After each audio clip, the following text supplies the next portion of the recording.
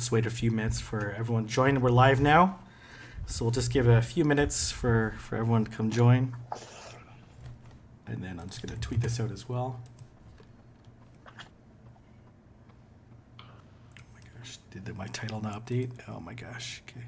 I just tweeted it out right now. Okay, yep, and I think my titles did not update. Oh man, okay. Okay, I got it way better. Okay, there you go.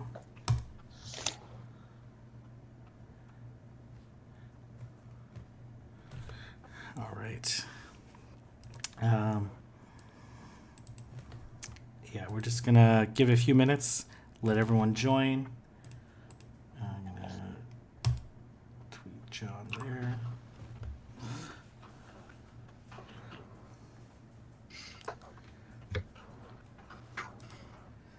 Let's see, Caleb's joined us now. Perfect. Okay.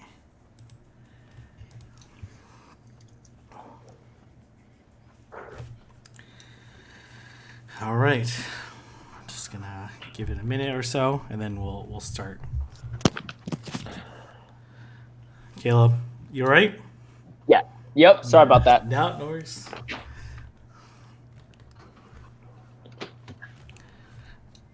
Okay, Caleb, we had discussion on how long it would take you to join, and I said like that first Caleb would go into his apartment, and then being a good cat dad, he would first feed his cats.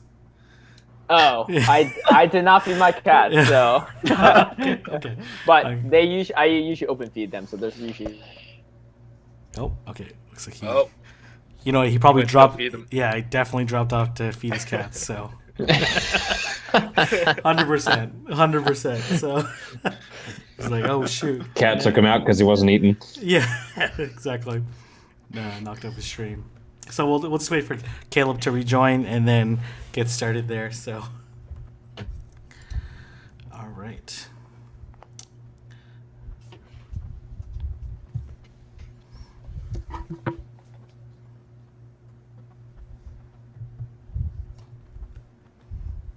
Someone's like, Caleb feeds his cats like a mama bird feeds its babies. Man, what? If it, lets cats be healthier, then do you, man? Do you? That would be man, that'd be pretty bad. Okay, perfect. Okay, so welcome everyone. This is our monthly discussion on the Silpharina meta. In this case, it's a Sinister Cup. I'm joined with J Farm, Valorash, Call Me Jake, Caleb Peng, Stix10, and Best in Weston. Myself, King Ivy. So we're gonna have each of them introduced, just so you guys can get to know them. And we'll start with Best. So Best, tell us your channel name or your in-game name. Tell us where you play out of, and then tell us what if you were to create one Pokemon, what type would it be, and what moveset would you want to have? For PvP? For PvP purposes. Okay. All right. So, hi everyone. My name is Best. My YouTube channel is Best in West, and I am from the Bay Area, in the East Bay to be more precise.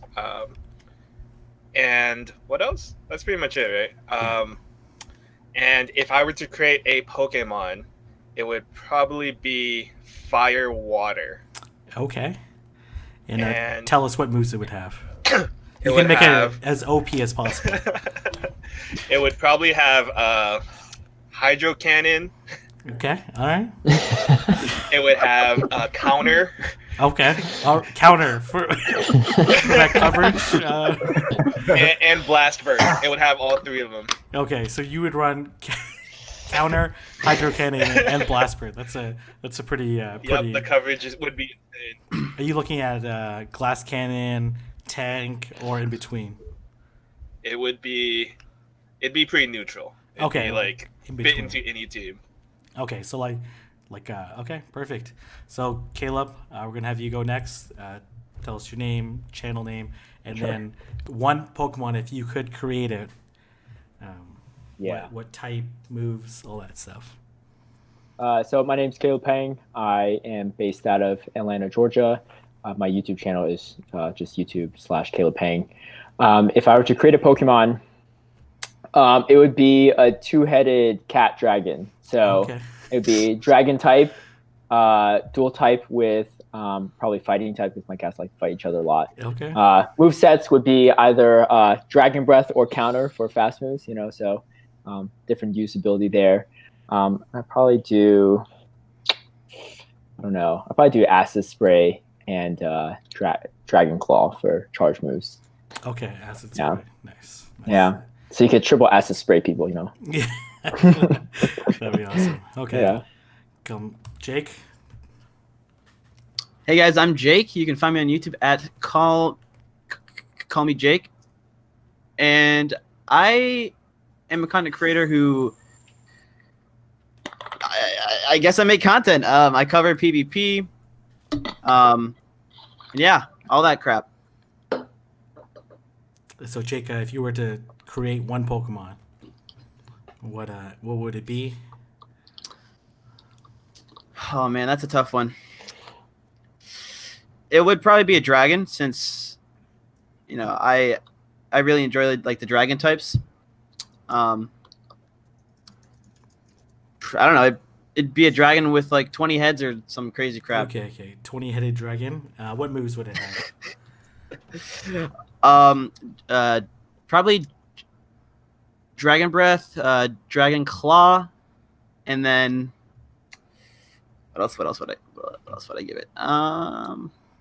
Any coverage moves against fairies? Yeah. I would definitely have a coverage move against fairies. Maybe like Meteor Mash or something. Yes. That sounds perfect, actually. Hit ice and hit fairies. So, all right, perfect. Okay, next we have Jay from Makis. Go ahead, John.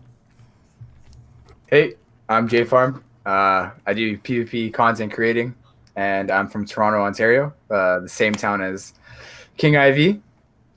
And if I was to create a Pokemon, I would probably create a Dragon Fairy Pokemon. Okay. Probably Dragon Breath, Dragon Claw, and Poliwrath. Something interesting. Oh, Poliwrath. Okay, very nice. Very nice. Okay. Go over to Styx. Tell us your name, where you're from, where we can find you online, and if you were to create a Pokemon. Styx is going to create a really good one, guys. So don't be ashamed that you guys couldn't think of this one. So go for it. So 610 on YouTube and Twitter. As far as the content I make PvP content. I've been into Pokemon Go for since the start, and then once PvP came out, I really started into the content creation. I'm from Oklahoma City. Real name is Brandon. And then as far as a Pokemon I would make, I actually kind of would like a flying dog kind of thing with water and flying type. Okay.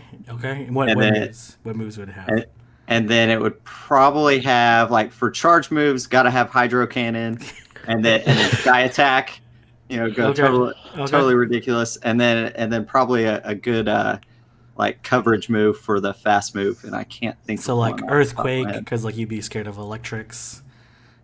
Right. Yeah. Okay. Something like that. Earth Power, maybe.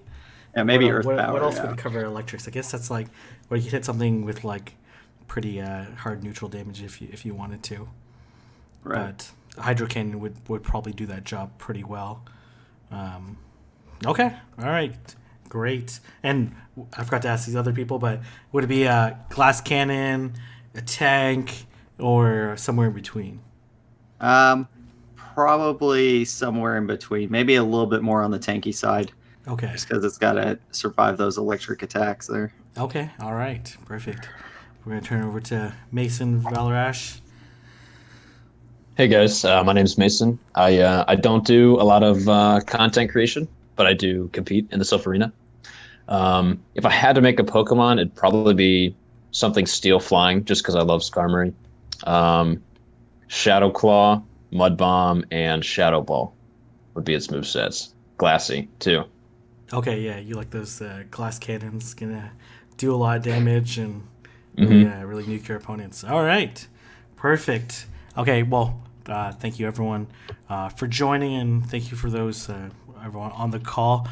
So we are talking about the Sinister Cup. So Stixton was gracious enough to create this document. He's going to tweet it out later, then we'll retweet it. So you definitely find it on Twitter afterwards. Brandon, why don't you just walk us at a high level what these categories are and their general interactions with one another? All right, so I'll start off at the top left there with the ghost types.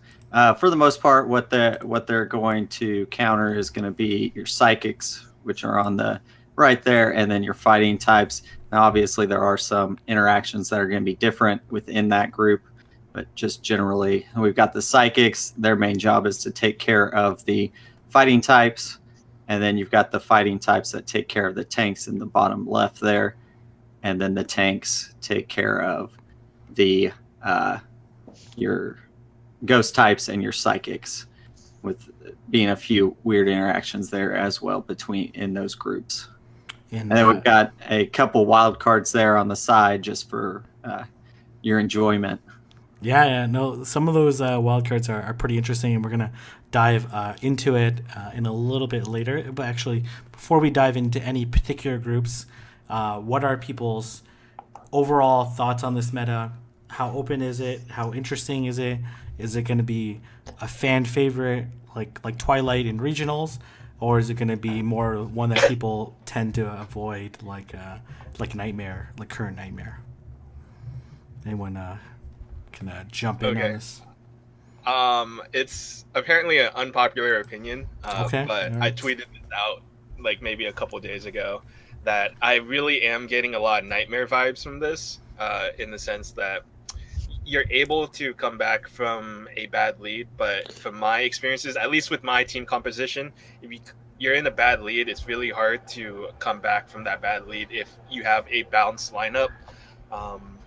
Now, there obviously it's different because it's different typings and there's no more dark types. But from my experiences so far, it's still early. But that's my feeling on the cup right now. Okay. Any thoughts on that? Do you feel pretty similar, or do you feel a little bit different? Is it more on your least favorites, or somewhere between? I think just taking it from being a new player, like if you're looking at this meta, it's fairly like simple, the interactions, like as far as the major groups. Now within those groups, there's some intricacies, and I think that gives it good options from that standpoint. Now, as far as like Stardust cost, it is fairly expensive. A lot of the meta mons are 50K to unlock a second move or 75K, so it is a little bit more on the expensive end. Okay, that's a good perspective to share. All right. Any other thoughts, high-level thoughts on the meta? Like it, don't like it, why or why not? I'd say it's probably a little better than Kingdom was. Cost intensive wise, it's probably about the same, but there's a little bit more variety there. And I don't know. I don't think it's Twilight level by any means, but I also think that's a little bit better than Nightmare and the previous Kingdom Cup. And there's a lot of overlap too with Kingdom. Yeah, there's certainly some overlap in terms of Pokemon and usage, and same thing with Nightmare. So I can definitely see that sentiment. Okay, great. So we're gonna start off with the Psychics group, and we're gonna have a series of discussions. The two people that are gonna have the discussion are gonna be Jay Formakis and Best in West. So why don't you guys walk us through the roles of the Psychic Pokemon? Which one do you guys feel are good or not, and in what situations would they be effective? So whoever wants to start out first. Yeah. I personally am a huge fan of Lugia. I really like Lugia. I'm also a huge fan of Gardevoir and Bronzong.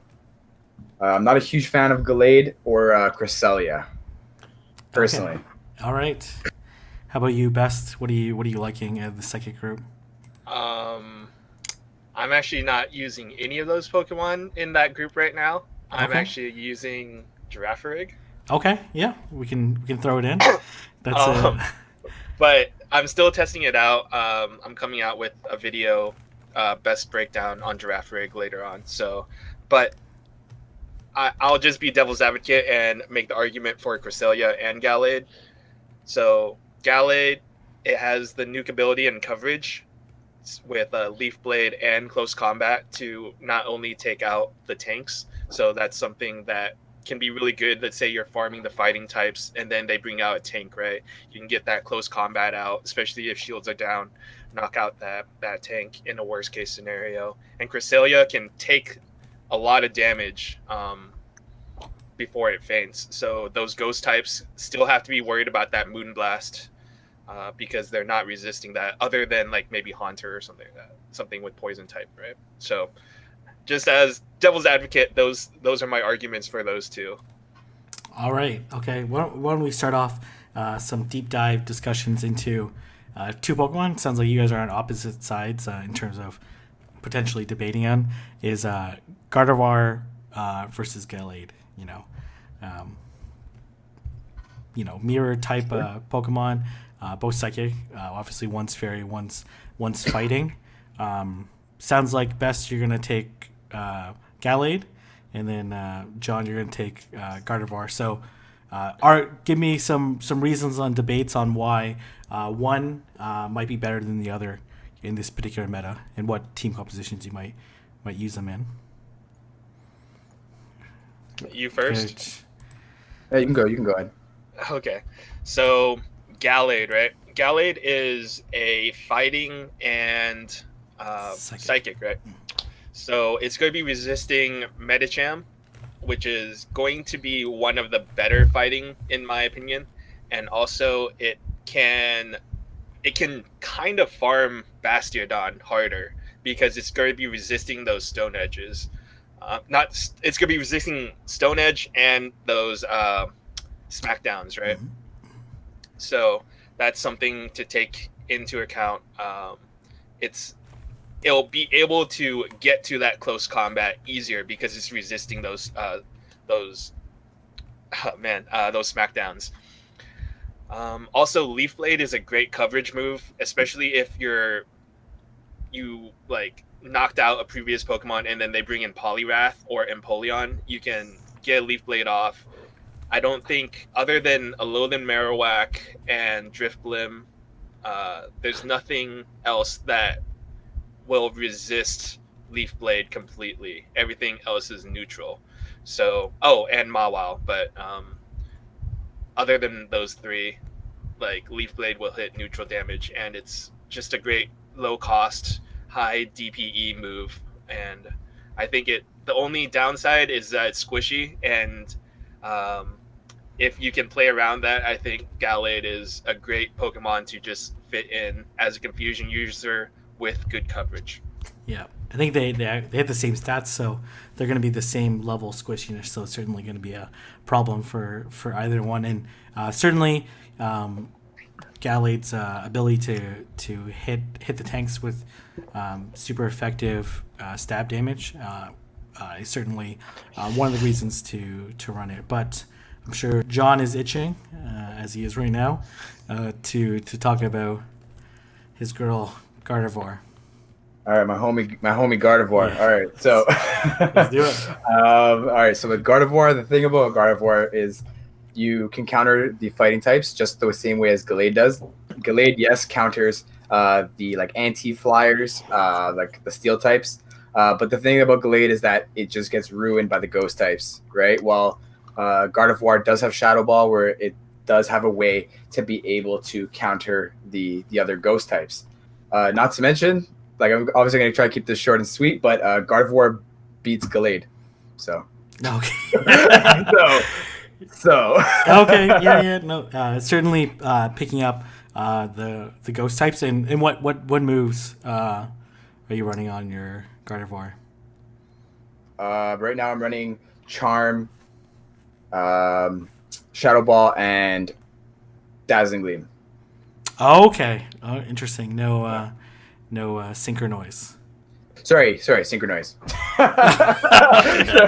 sorry. You know, John, you can't So TM to if- synchronize, right? Yeah, I kept that synchronized. Yeah. Okay.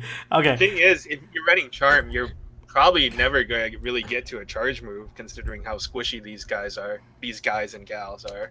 Well, I just- you farm up the fighter and get the Shadow Ball off in the Ghost, right? All right, fair.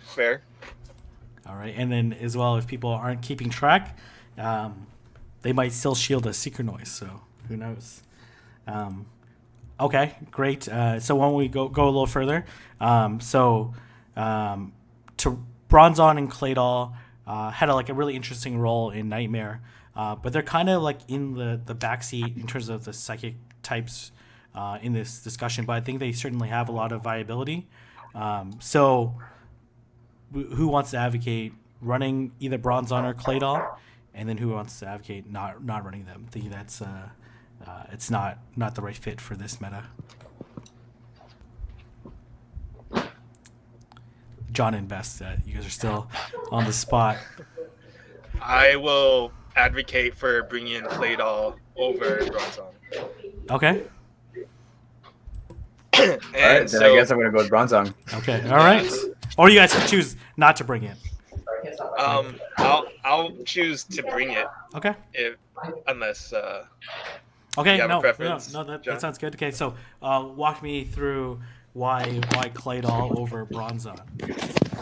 So Claydol as a psychic user is going to be countered somewhat by the steel types, and also by I'm expecting Haunter to be a big part of this meta as well. Mhm.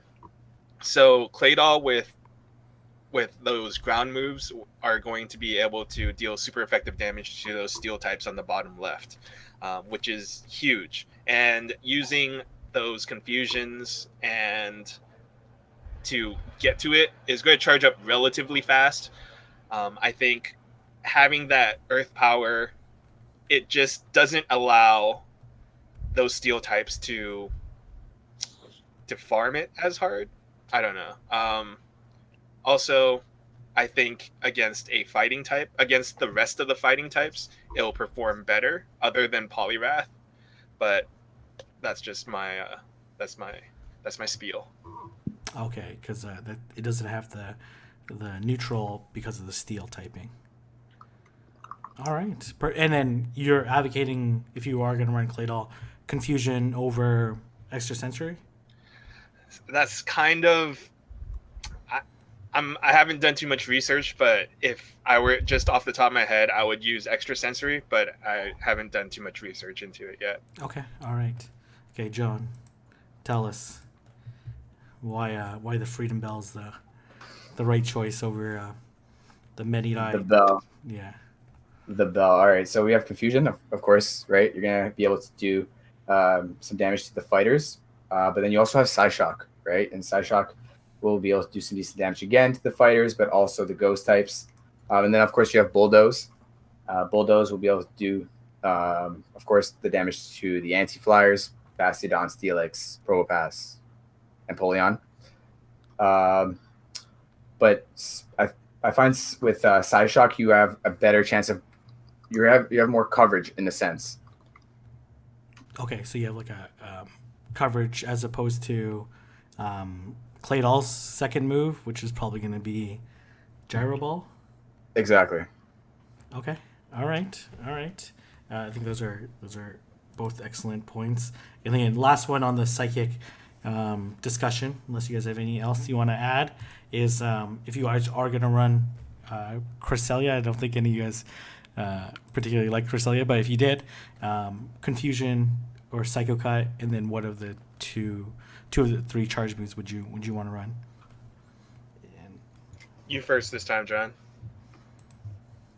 So what was the question? You chopped up. Cresselia, are you going to run Confusion, or Psycho Cut? And then what are the two of the three charge moves would you want to run? Well, I haven't been running Cresselia, so let me check. Anyone else can feel free to jump in on this discussion since both of these are not really strong advocates of Cresselia. Yeah, I'd recommend Aurora Beam and Moonblast for the charge moves, and then probably Confusion. I believe, I think Palmer's up was one that told me about this, that Haunter can actually beat Cresselia if it's running Psycho Cut, which is pretty wild because it's weak to Confusion. So that's probably one big incentive to run Confusion. And then I think having too much overlap psychic damage is probably not necessary. Aurora Beam is useful for Drift Blooms, or Drift Blooms, whatever, and potential Lugia users. I don't know how many people use Lugia, but you do have that counter option. And then Moonblast is just great against all the fighters. Crusader's going to get walled pretty hard by Bastiodon no matter what you run, so that's not really a huge deal. Okay, perfect. And then as well, the Aurora Beam will at least hit neutral against Steelix. The image. Exactly. Okay, great. So we're going to move on to the Steel Tanks, and we're going to have two former Southern rivals. Now Mason's moved to the East Coast, so now the rivalry grows even bigger. So we're going to have Valor Ash and Styx 10s talk about the Steel Tanks, or the other Steel types. What don't you guys tell me about overall thoughts, their roles, how useful they are, how meta defining they are going to be within the Sinister Cup meta? Whoever wants to go first. So nothing really resists ghost typing in this cup. So you need some, bulk to, help mitigate the damage the ghosts do against your team. So that's where, Steelix and Bastiodon come in, because they can tank pretty hefty amounts of damage before they go down. All right. Anything to add? I personally, I've really, really, really liked Steelix for this cup. As Jay Farm and Jim Banks would say, Steelix is good, and I agree with that assessment after some time of getting used to them. Any use for Probopass? We have it on this diagram, but I've seen only very little use of Probopass. You think it's a sleeper pick, or do you think it being like pretty low down on the tier is the appropriate placement? It's pretty low down. I think if you can't get a Bastiodon or a Steelix, it's a good option for that. I just don't feel like it doesn't do very well in this meta compared to other ones that it's been in. And actually, I think if you're trying to save Stardust, probably Empoleon is a better choice than Probopass. Okay, interesting. Okay, so one of you guys are going to have to take Steelix, and the other side's going to take the Jimma Banks side of Bastiodon. So who wants to take Steelix and who wants to take Bastiodon, and advocate to me what the pros and cons are of each of them? Your choice, Styx. I'll take whatever you don't. I can take Bastiodon, I guess. Okay. That you like. All right. Steelix. Okay. He's confident. He's like, this is what I'm going to lead with, Mason. Let's see how you respond, right? So I mean, Bastiodon, the good thing is that it has Smackdown. It has a lot of it puts out a lot of damage very quickly against your ghost types. It's gonna do quite a bit to Drift Bloom, since it is flying type, and then all the other ghosts it does fairly well against. What it doesn't do well against is actually like Bronzong. It actually can lose to Probopass in the one shield. Claydol, Empoleon, of course, it does actually lose to Steelix, thanks to Steelix having Earthquake.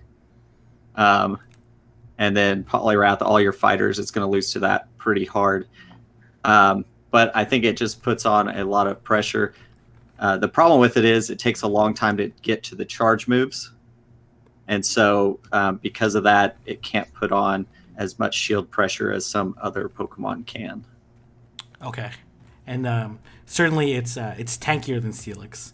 Right. So it's able to, its role as a tank is even more emphasized. So it's able to take more damage than Steelix, which I think is relevant for the discussion. But certainly losing to Steelix makes it a little bit more difficult. Okay, so Mason, when we turn it over to you, and why don't you tell us about advocate for Steelix? Steelix is good. Dragon Tail for the fast move has got good energy production, and in a meta where you often are looking for dark moves, it has Crunch, so that's going to be able to do great against the Ghosts and the Psychics. Decent bulk, able to withstand a significant amount of damage, and then Earthquake for the other steals and mirror matches. Not going to get walled as hard by Poliwrath, although it's still definitely going to lose. Earthquake will take out 75% of Poliwrath's health, so you're not stonewalled like you are with Bastiodon against a Poliwrath. I've just found it very, its utility is undeniable. It's certainly not going to sweep any teams, but it can be very hard to take down, and its coverage is very good for this cup. Yeah, no, certainly with a pretty decent energy generation from Dragon Tail and Earthquake being like, I don't know if anything resists Crunch and Earthquake in this meta, so it certainly can deal a lot of damage to almost any Pokemon in this meta. Okay, great. Absolutely.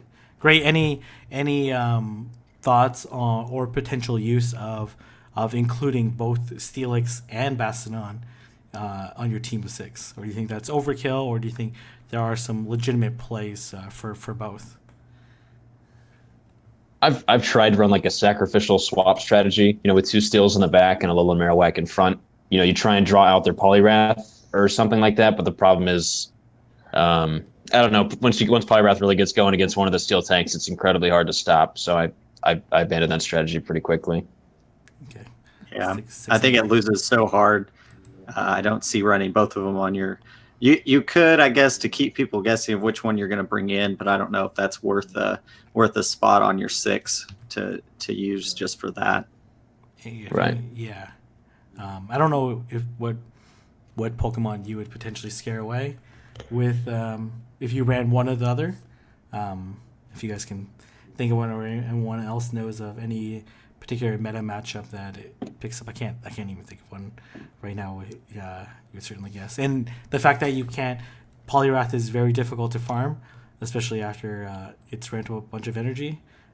Certainly makes it more challenging. You probably want to sack Steelix so you can at least do some damage on Poliwrath beforehand. But yeah, not certainly.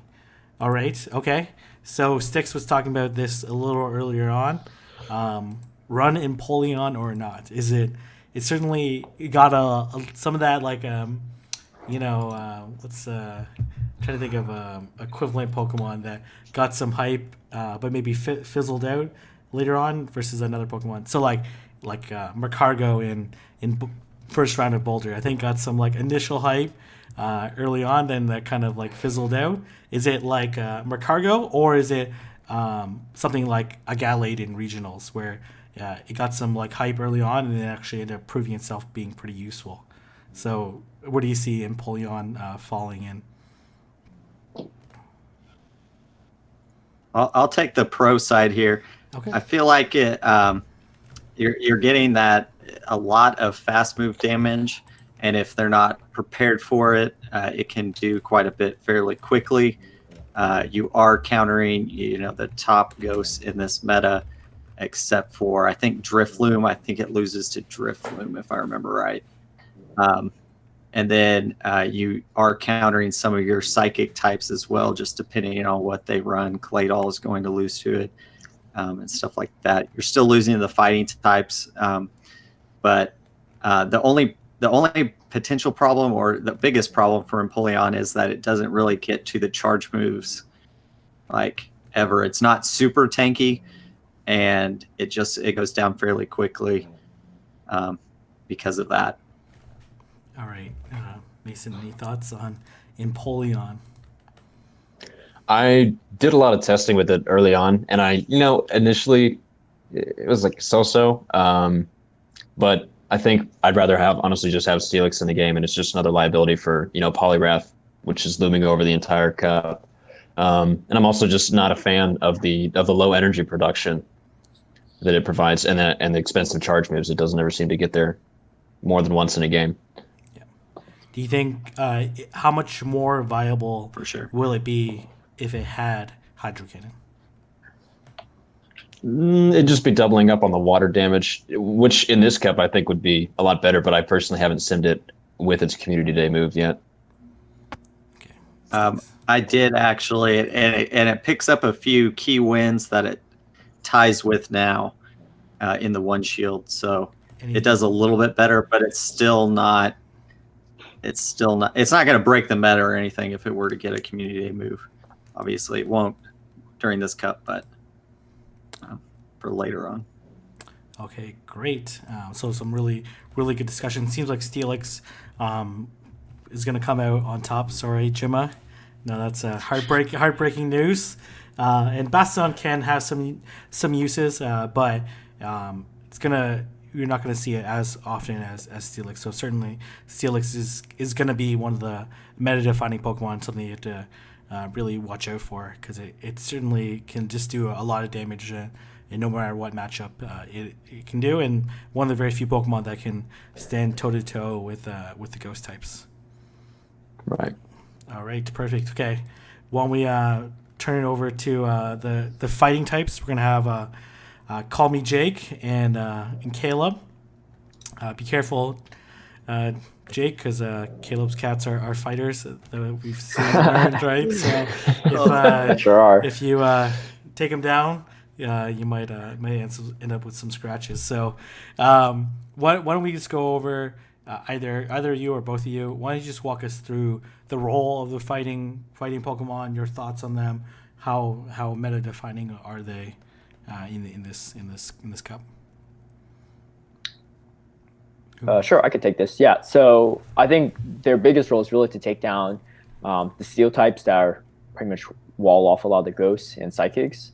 So even though they are weak to psychics and lose pretty much all their matchups against the ghosts as well, you can't go without fighting types, in my opinion, because someone brings a Bastiodon or Steelix or both, or Empoleon, like it's just going to be pretty tough to take it out with just ghost types or psychic types. Okay. Jake, any additional thoughts on that? No, I think you got that down. Spot on. All right, perfect.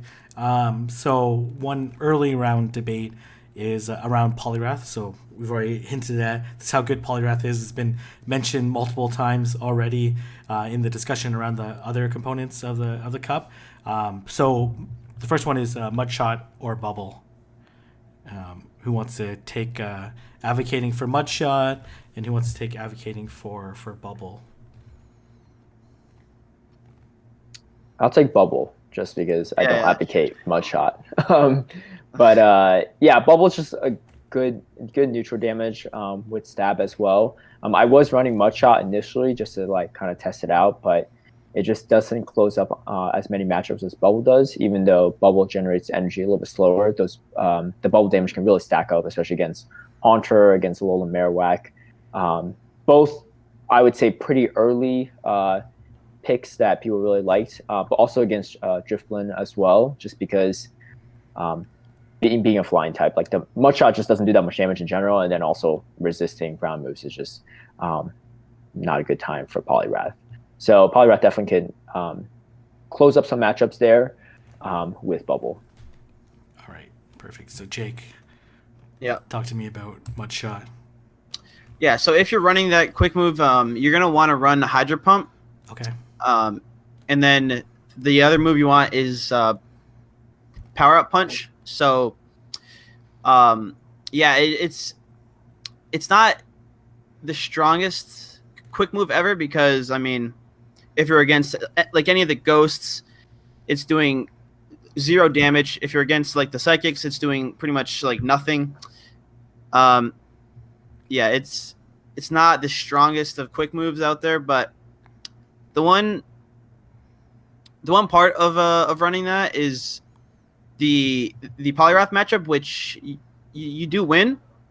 But I mean, other than that, Poliwrath with Hydro Pump isn't that great of an option unless your opponent is without shields. And if you are able to power up your Hydro Pump. I'd say Hydro Pumping is a strat that could work out in the end, but I mean, other than that, it's not looking too hot for Poliwrath with that quick move. Yeah, so it sounds like Bubble a little bit better overall. For sure. Just given this particular meta, largely unresisted or super effective. But if you are going to run Mud Shot, Hydro Pump is the way to go. The ability to do some significant damage to your opponents, and in that significant mud shot energy generation is going to allow you to get there a little faster. And potentially you could surprise a Lone Marowak with a Hydro Pump, even with shields up. So that surprise factor is something for them to think about, or they might potentially shield more with it. But it sounds like Bubble a little bit more consistent in its matchups, and certainly allows you to pick up some of the ghost matchups a little bit better than Mudshot. Okay, so one Pokemon that's, once it got Power Punch, everyone thought it was going to be used in every single cup, and it's going to be one of the meta-defining Pokemon. It's certainly been the case pre-Sinister, but now that Sinister's rolled around, people are really hyped up on the Poliwrath, the big white hands and the huge arms, and not so much about with Medicham with its smaller and more delicate frame. But should you run Medicham or not in this cup? Whoever wants to. So Caleb, you got to pick first. So Jake, why don't you pick Medicham or not? I would say that's really tough.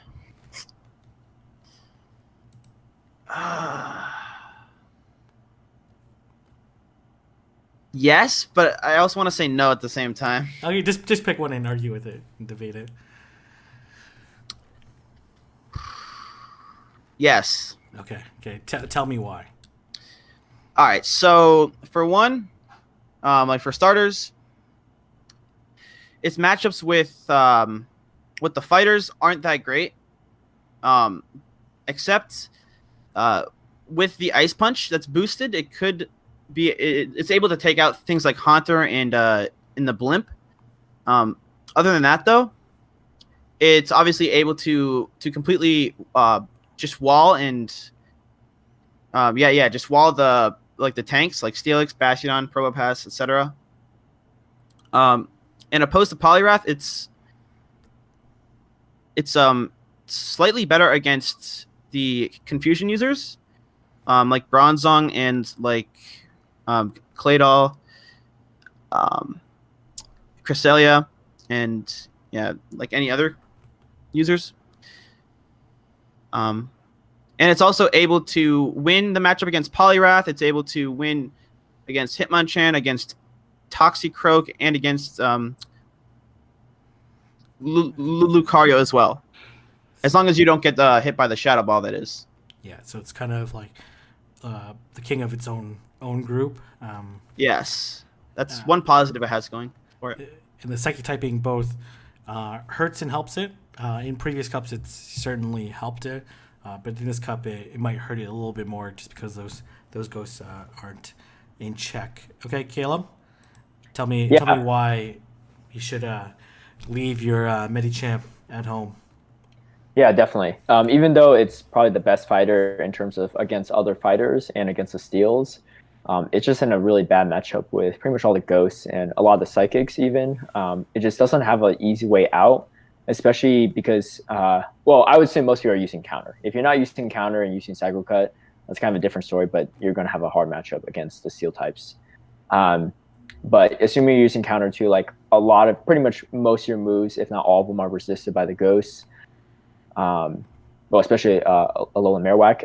At least for Poliwrath, you have Bubble that can start doing a lot of damage with Power Punches, or if you choose to run Hydro Pump, you can pretty much one-shot a decent amount of the ghosts, if not all of them, take them by surprise. And so even though have a better matchup with the other fighters, Poliwrath does the job pretty well against all the steel types and the tanks. And if you really bring Medicham just to have a better matchup with other fighters, I don't think it's the best usage of a slot, just because you have ghost types, you have psychic types already there to take care of the fighters. All right, perfect. So you think that you don't necessarily need to beat all the other fighters with your fighter, just because you have other Pokemon that are going to be able to take care of it.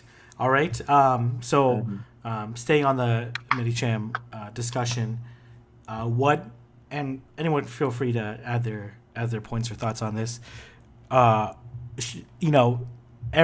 time Medicham's in a cup, it's always like, oh, maybe run Psycho Cut, Psychic, or these other non-standard movesets. It's like standard moveset's been Counter, Power Punch, and Ice Punch in virtually every cup it's been.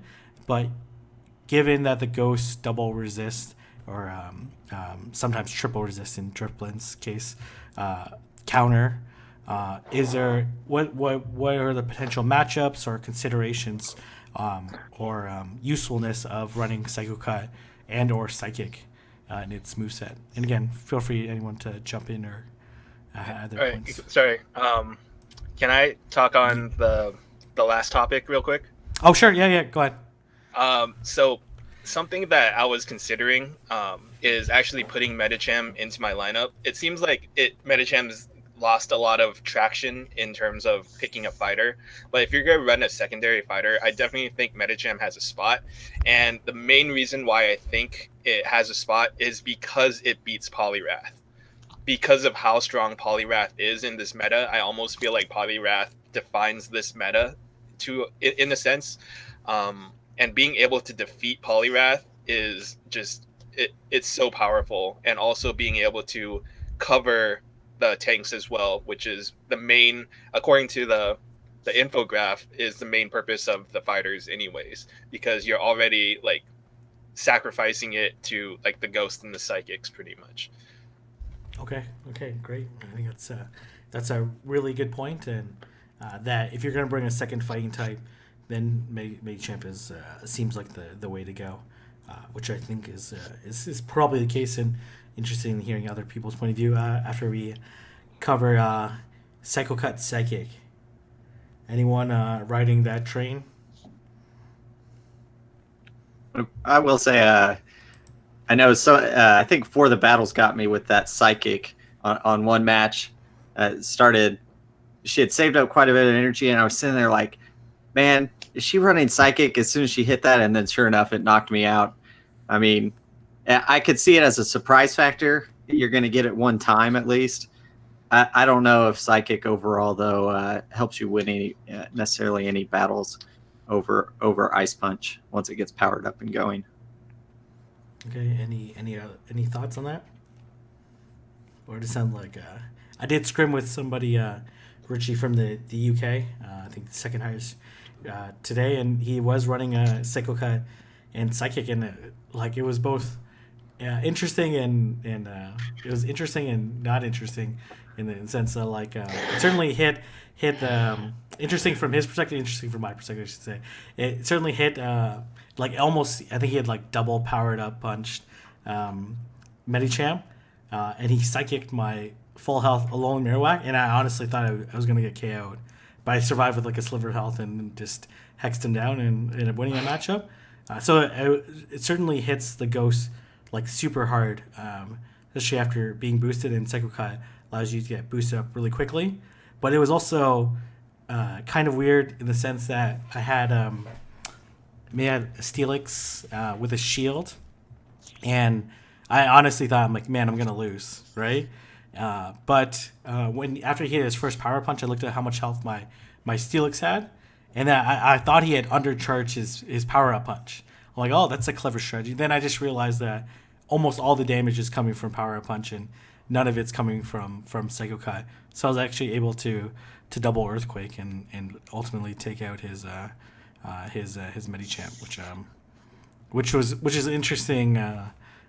Was an interesting matchup in perspective that I got around the usefulness of Psycho Cut and Psychic, and it just spams up that power punch super quickly.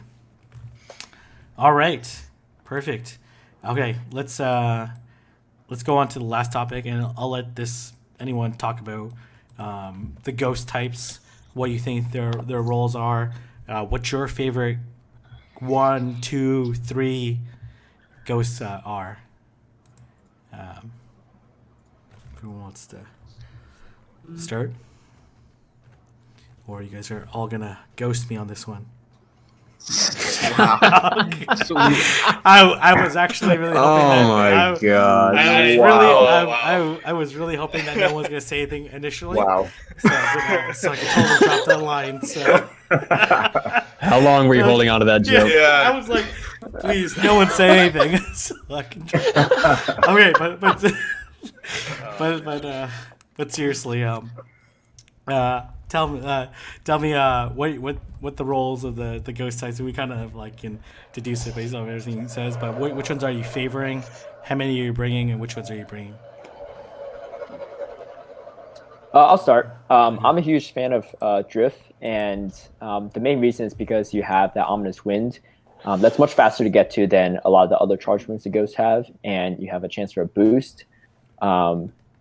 Yesterday I was doing practice match against Palmer's, and I team wiped him with just Drift with a shield left, and he was running Alolan Marowak, Poliwrath, and Alolan Raichu, and so that boost obviously helped, but I think it just has the potential to really kind of snowball with a boost, and also like on a switch in, you kind of had to burn some shields because you don't know if it's going to be Ominous Wind or Shadow Ball, and Shadow Ball is going to really hurt on a lot of things that are coming in. Unless it's like Bastiodon. So I'm a big fan. Yeah. And it's not like Haunter where it has the weakness to Confusion user. So because Haunter has a similar role in the sense that you could get to Shadow Punch pretty quickly, but you die in like 3 like Galley Confusions. Yeah. And fishing for that boost, when you get it, you like can completely change a losing matchup, and it's pretty amazing to get. All right. And you can run his shiny, so that's always incentive for the all shiny teams. And that's like, anyone else on what ghosts you like? Which one are you planning to run? Your thoughts? I'm really liking Haunter. So Haunter has amazing matchups in the lead, and it has amazing matchups in the closing, right? Because of how squishy it is and how fast it gets to those charge moves. It really does good at baiting or drawing shields and at closing games with that heavy hitting Shadow Ball. If you're using it as a lead, most of the damage is going to be coming from those fast moves, that Shadow Claw.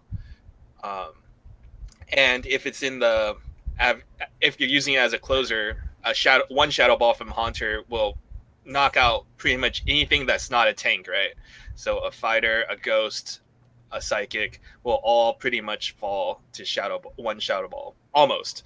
I haven't done the Sims, but it'll pretty much knock it out.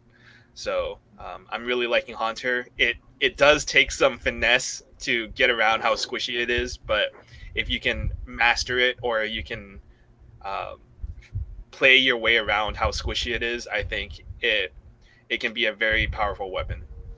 All right, perfect. Anyone advocating for other ghost types? So we got the Drifblim and the Haunter. Anyone liking Alolan Marowak, Dusclops? Yes, I'm liking Clops. All right, tell me about Clops. So Clops has that coverage move against like any like steel types, like Steelix. It has the punch, and it has awesome like what is it called? Health or bulk. It has awesome bulk in my opinion. Yeah. And that's why I think it's an awesome pick for this cup. Yeah, no, absolutely. It certainly doesn't have that fancy Shadow Ball damage, but certainly having the Fire Punch damage allows you to do a lot of damage to Steelix, which I think is a very important Pokemon to look out for. And as well, its bulkiness certainly helps it a lot in matchups. And Alolan Marowak fans, because I think is it still rated number 1 on PvPoke? Mm-hmm. Yep. Any any fans of Alolan Marowak? 'Cause I think Nope, no one should use it. It's a terrible Pokemon. okay. Just throw it away. Throw it in the Jeez. trash. Yeah. Leave it for Kingdom. Okay, yeah. Definitely don't throw in the trash, or that trash will be lit on fire, and we certainly don't want that level of pollution. So, Oh god. oh god. Oh, God. just being fair. Just being fair. Okay, John, you think leave it in Kingdom? Why? You think it's overrated on PV Poke? I think it's overrated on PvP. I think it's so high just because of the fact that it can bait with Bone Club, right? Yeah. So I don't know. I find Drifblim, just the fact that it can give that huge boost. If it gets the boost, it's basically over. If Dusclops, I think Dusclops is like. I think Dusclops can. Sorry about that. I think Dusclops is way better, and if you're not, I don't think you're gonna bring more than 2 ghost types. And if they're better, then why bother with Alolan Marowak? Okay, so even though Alolan Marowak Wow. number 1, you think that if you want a cheap energy charge move and Shadow Ball, you should go Drifblim. If you want a more reliable ghost type, you should go Dusclops. Yeah. Okay, so you think it's like too much in the middle and not enough on either side. All right. Anyone else disagree? Are you gonna bring Alolan Marowak or not? I'm bringing Alolan Marowak. I personally, I love the Hex and the Shadow Ball. It's got a little bit more attack than Drifblim and stuff. Shadow Ball's going to pack a little bit more of a punch. And then the Bone Club option is if your opponent calls the shield bait and they don't shield that Bone Club, it puts you in a world of hurt. Yeah. But I like, you got to know which matchups you can double Shadow Ball in. And then also just playing around with Alolan Marowak, I've actually come to like it more and more, and I didn't really like it in Kingdom. So Okay. Not everyone else don't change their mind now that Mason says he likes Alolan Marowak. So Yeah, Mason, you changed my mind 100%. A complete 180. I was just kidding earlier about not bringing Alolan Marowak, by the way, if no one caught that. I think Alolan Marowak serves an extremely important role in this cup. Pretty much that Bone Club against a Bastiodon, you don't even have to bait a shield because Bone Club will deal significant damage against Bastiodon. It's double weak to Bone Club. And Hex will do good. It will resist Charm if someone's running Charm on their Gardevoir. Mhm. So I think... Oh, it also resists Ice Punch Poliwrath. So all those things combined, I think, make Alolan Marowak a very unique role in this cup. Where the steel types aren't completely beating Alolan Marowak the same way that it can beat the other ghosts. Yeah, certainly its fire typing helps it in some ways against Ice Punch, for example, or Charm, but it certainly hurts it as well against Bubble or to a lesser extent Mud Shot. But yeah, so it certainly walls off Medicham quite well without any particular threats from its standard moveset. Okay, so how about Banette? Is it any use for it, or do you think it's not enough? Six. Yeah, I'll jump in on this one. I've been using it a little bit. I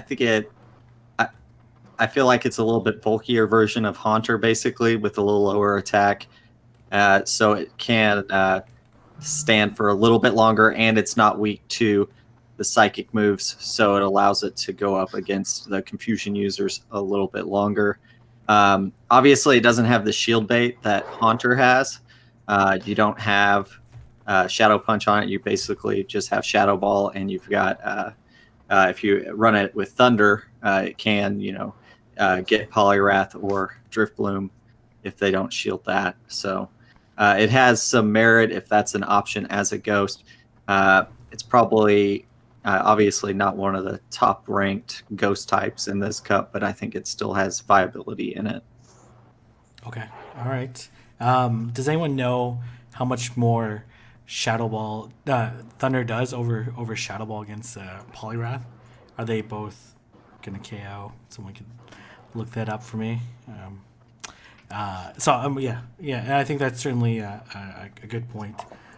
So Thunder does 127, and Shadow Ball does 95. Okay, so and then Poliwrath has like 122, 122 health. This one I have is 135. 135. Okay, okay. That's not optimized though, so. Okay, no, it makes sense. All right, so Thunder certainly does more damage. And both of them don't one-shot Poliwrath. It's pretty tanky. All right, the question I have is around Dusclops, Hex or Feint Attack.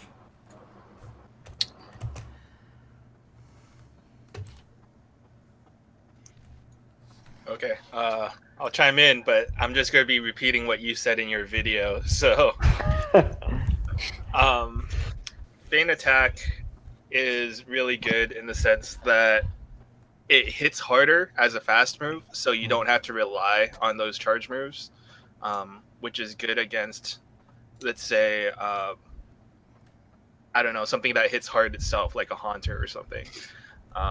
Also, it can hit Girafarig, so something that would normally resist ghost types, it now hits super effective. So I think that's probably the one thing that I'm most worried about, because I'm actually really liking Girafarig.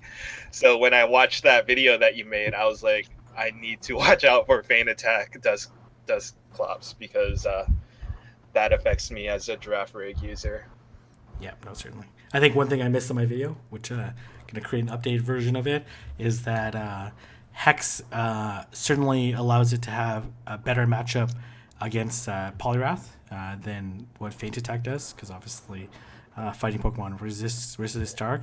And then someone made a good point that Dusclops with Hex, and I have to look into the math of this, but it's a really interesting comment they put in my video that Hex Dusclops is a safer switch than a Feint Attack Dusclops, and perhaps is that energy generation that it gets off that Feint Attack trails behind, but I thought it was an interesting, again, like a interesting consideration, something that, and I certainly like when metas where you have to pay attention to the fast move, because it certainly can change your matchup. Like if you notice they have a Hex, then Girafarig is going to be a way safer switch in.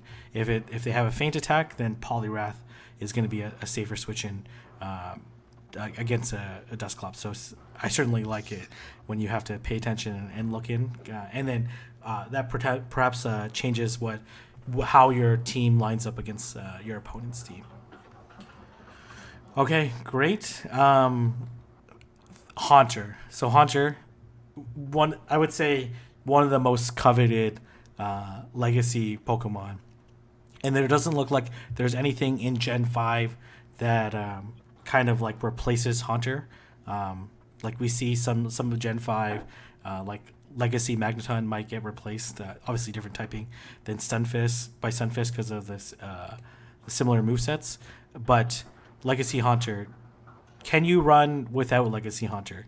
Because majority of the time you are whenever I use Haunter, most of the time I am just shadow punching, or at least baiting up to the Shadow Ball and just landing the Shadow Punch, because those Shadow Claw damage with that high attack set is already doing a ton. Can you run without a Legacy Haunter, or should you be looking to another Ghost?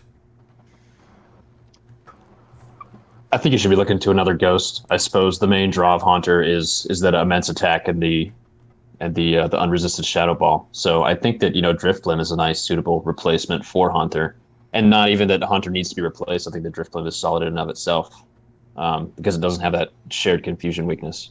But I would have a hard time advocating for a non-Shadow Ball Haunter in this cup, just because of that closing option, and that damage from the Shadow Ball is incredible. So Twastel's asking what about Dark Pulse? That's what I was going to bring up. Yeah. Dark Pulse might be a good replacement option. I'm not sure what the damage output is versus Shadow Ball, though. I think Dark Pulse is a good option, but it's just Shadow Ball's better. And if you're not going to get Shadow Ball, you're going to kind of like handicap yourself. You might as well just look to a different ghost. Yeah. So again, as a Girafarig user, Dark Pulse would scare the living crap out of me. But again, like I'm probably in the minority, so just something I take into consideration. Best, I'm not sure you're just trying to play up your opponents and say like I'm gonna bring Girafarig in every line, then we're bringing it, right? So I'll certainly be on, but I think there are some uses for Dark Pulse. Certainly, probably only Girafarig, or is there other? Because Ghost is largely unresisted in this comp. That's literally his team of 6. It's Girafarig. Yeah. Just Girafarig, man. And I think was it Dark Pulse is 50-80, and then Shadow Ball is 55-100. So it's then plus stab. It's hard to do that replacement. But if you are gonna run it, Dark Pulse will at least allow you to hit harder against the tanks than Shadow Punch, and I think at least early on this meta, Haunter maybe has fallen down to the 3rd or 4th best ghost type in this meta, because certainly I think people are favoring the other ones a little bit more. Okay, great.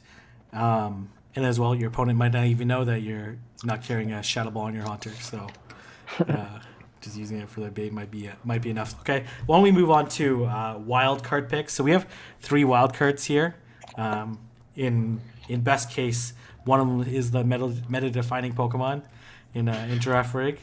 But let's talk about what wildcard picks you're liking and what role they might play in the meta. I'm using Mawile. I love Mawile. Like, wow. Like, all right. Okay. All right. Yeah. Like that's tomorrow's video, by the way. But yeah. Heads up. Sneak peek. But yeah, no, Mawile like with bite is just disgusting. Like just eats through like the ghost types and like the other psychic users. Yeah, as long as you have a check for the fighters, and I think you're pretty okay, right? Okay, so you're really liking Mawile. Yeah, great. The steals, the tanks. Like the way I've been running Mawile is I've been running. Well, I know this is a later conversation, but like I've been running Mawile with Gardevoir and Poliwrath. Gardevoir and Poliwrath, interesting. Ooh, so you're covering your fighters and you're covering the tanks. All right. Any opposing or counter thoughts to Mawile? So personally, when I've one of my scrims, I'm like, oh, I'm way ahead. I have like 2 Pokemon left, but I had like a Haunter and Cresselia, and they had a Mawile with shields up, and then I was like, I almost lost because that bite damage almost like ate through my entire team. But thoughts against Mawile? I think the main thing is it's not a shield burner, so I think you have to be careful about using it and pairing it with something that is a shield burner. I am curious to see how Mawile pairs up with Gardevoir, because Gardevoir is also not a shield burner too, but maybe we'll get to see that in like a few minutes on scrims. Yeah. Well, John certainly just bringing that Poliwrath to hopefully break shields, right? Right. So, or maybe he's just bluffing right now. He's not bringing those 3 at all. But yeah. Play mind games. Yeah. No. I think it's kind of hard to use Mawile if you can see your opponent's team. I don't know. It could just be me, because if someone sees Mawile, they're gonna prepare for it either by bringing a steel type and a fighting type, or not, or just preparing for it. Right? Just my thought. I feel like Mawile, if it can surprise you, then it would deal much more damage. Right? Would it have any bench pressure? So, like in theory, you could run double fighters on your line of 3 and scare them off from bringing too many ghosts or psychics on their team in fear of getting trapped with Mawile. Mhm. Is that Yeah. I don't know. Let's ask J Farm. J Farm? Does two fighters scare you? Would you bring? I know I'm as John as the Mawile user on the team of 6. So if John on his team of 6 had a Mawile and 2 fighters, you would have to guess on whether or not you want to bring in, multiple ghosts or multiple psychics to deal with the fighters, or bring in steel tanks and fighters to counter Mawile. So there's certainly some if you Some want mind games. playing Yeah, polar opposites when you're running your team of 6. for sure. John, any thoughts on that? Were you just gonna? Yeah, it's all about the mind games, right? Okay. So certainly, Bess talked a lot about what. Bess, why don't you just give us like your 30-second, pitch about Girafarig, why it's so amazing, why you should bring it on your team of 6. Okay, Girafarig is the only Pokemon that will resist the ghost types in this meta, which is huge. And also it can also deal confusion damage, which is also really big. Thunderbolt can deal super effective to neutral damage to most of the meta, including Empoleon, Poliwrath, Lugia, Driftblim. I just think its typing is probably the thing that is most important in that it can resist ghost types. Okay, so as a counter to the ghost types, any like anti-Girafarig? No, I'm Team Girafarig all the way. Okay. Any thoughts on leave it back in jungle? Was it even in jungle? It was allowed. It was allowed. It was I don't allowed. think it was It was anywhere allowed. It else. was allowed in jungle, right? So It was more of a meme in jungle. okay, yeah. Okay. I ran it on my team for a little bit there in jungle, but honestly, call me Jake knows. The other night we were battling, and I sent him my Girafarig against his Alola Marowak there, and tanked all Shadow Ball there at the end to survive with a sliver of health and knock him out with just confusions. So, Jake, do you think Girafarig? Were you guys doing show 6 or blind 6 or blind team? Show 6. Show 6. Okay, all right. Were you, Jake, as someone that had to prepare against a team with Girafarig, were you worried or were you not worried? Was it something that you would consider when preparing your team of 3?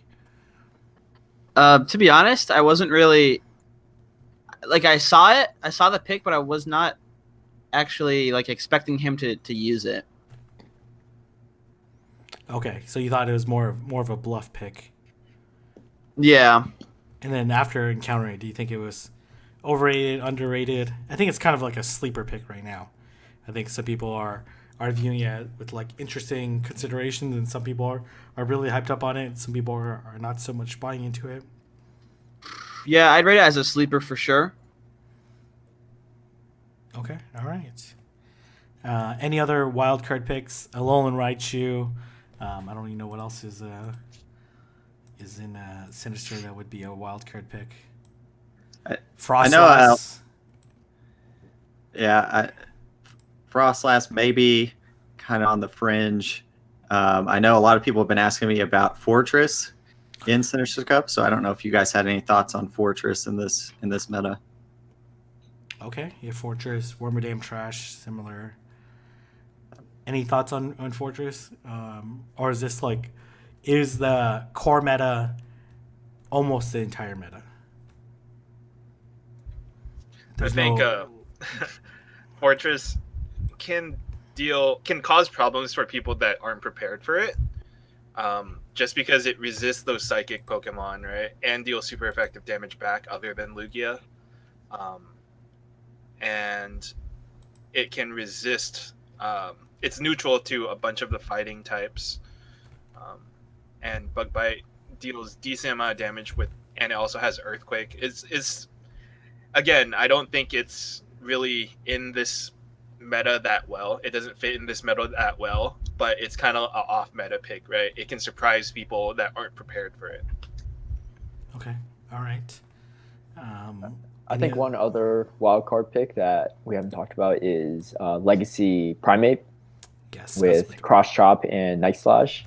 I can't speak too much about it because I haven't been able to secure one yet, but I heard it could be kind of hard to deal with, especially because it has had Night Slash option against Psychics that might be countering it. Yeah, and Ghosts too. Yeah. Certainly. Yeah. Any thoughts? Has anyone actually someone was willing to trade me a Cross Chop? That's the Legacy portion of it. Primate when I was in Montreal Safari Zone, but I actually got too busy taking pictures and doing everything else that I think he left. So unfortunately, I didn't get one. But any other thoughts around Primate with counter Cross Chop and Night Slash? Just interesting. Again, another dark move that's available. Okay. Squawk is saying he's not impressed in the comments. Okay. Squawk is he certainly was using one the other day, so on stream. So it didn't. Well, to be fair, when he used it, someone brought triple Cross Chop Primate counters against him. So there was going to be no use for it. So which was kind of a deceiving point of view on it. So okay. Before we're going to get to our last segment before the battles, or potentially the battles, is if we can get the stream to 200 likes, we will feature Call Me Jake going up against the other YouTubers. But let's go over the last topic that I want to cover, which is teams of three. What teams of three? What lines are you really liking? How do you play them? Are there safe switches? What on your opposing team of six would you want to run that team of three?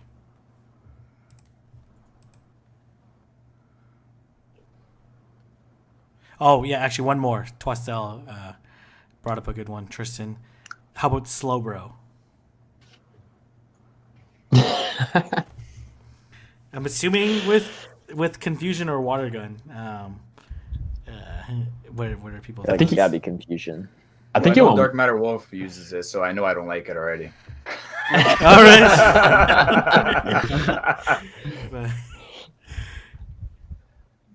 Any thoughts on it? So, I ran into a Slowbro the other day. Not going to say who it was, but it's kind of like a mind trip, right?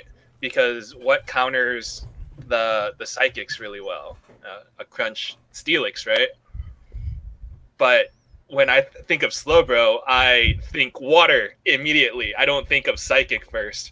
And so, like, when I get Slowbro swapped into me, I kind of think, like water, I can't bring in Steelix. But in reality, if Slowbro is a Confusion user, Water Pulse actually does really little amount of damage to Steelix, and Crunch is going to deal super effective damage back to Slowbro.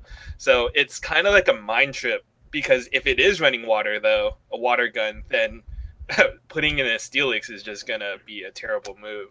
So I don't know. It's kind of like an interesting choice, and it definitely makes, as you're picking your team, seeing a Slowbro, it's like, oh crap, what is this Slowbro going to be running? Most of the time, in my opinion, I think it's going to be running Confusion, but if it is running Water Gun, it can definitely catch people off guard. And for me, coming from regular Pokemon mainline series games, seeing Slowbro as a water type and not main function not being water type is kind of like mind trippy for me.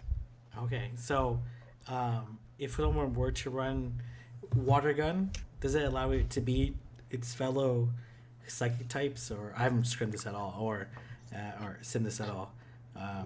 Does it allow it to beat tanks? So I actually did run into somebody that was running Water Gun Slowbro, but I didn't get really a good perspective on it.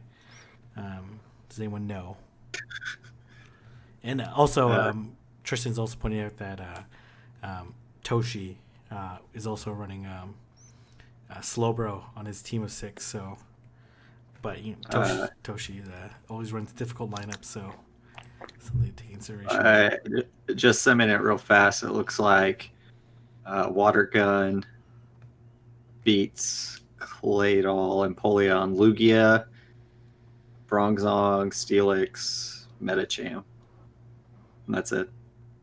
Okay. In the one shield. Does it beat Bastiodon? It does. It does not. It's It loses just a little bit. Okay, probably 488.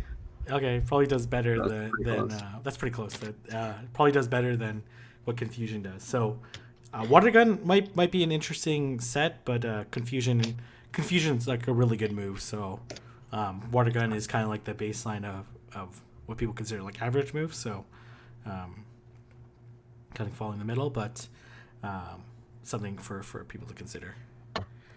All right, so teams of 3.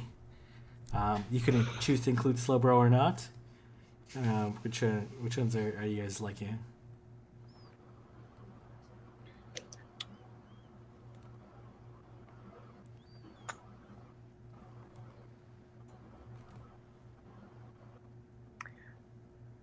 I think right off the bat, Steelix.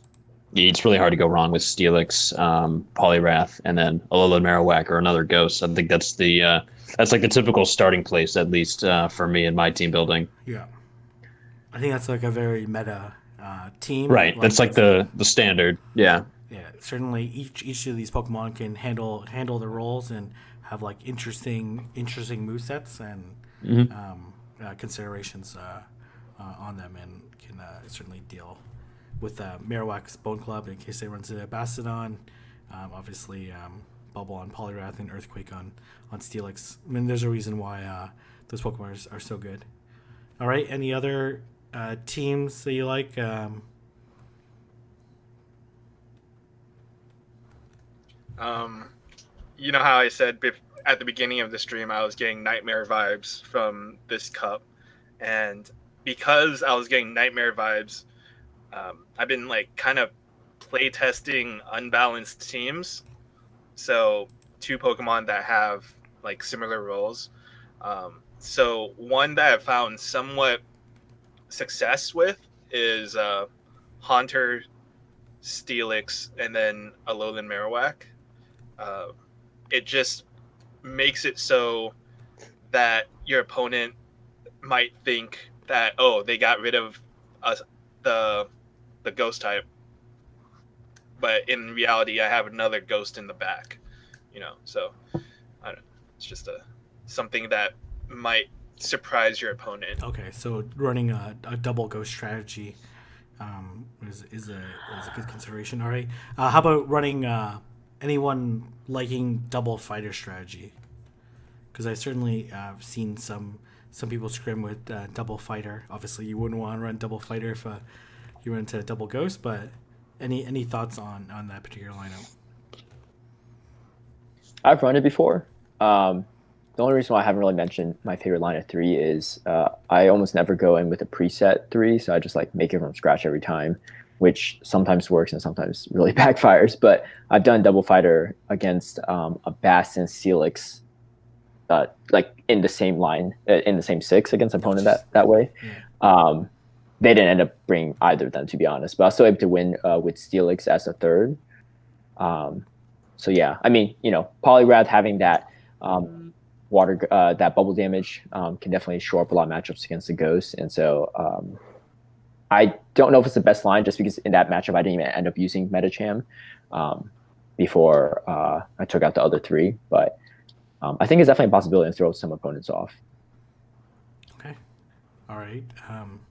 Any other lines, things you've tested? Jake, I've seen you. I saw PvP Steve post a video with against you. Any thoughts on teams of 3 that you really liked in that scrim or in other scrims?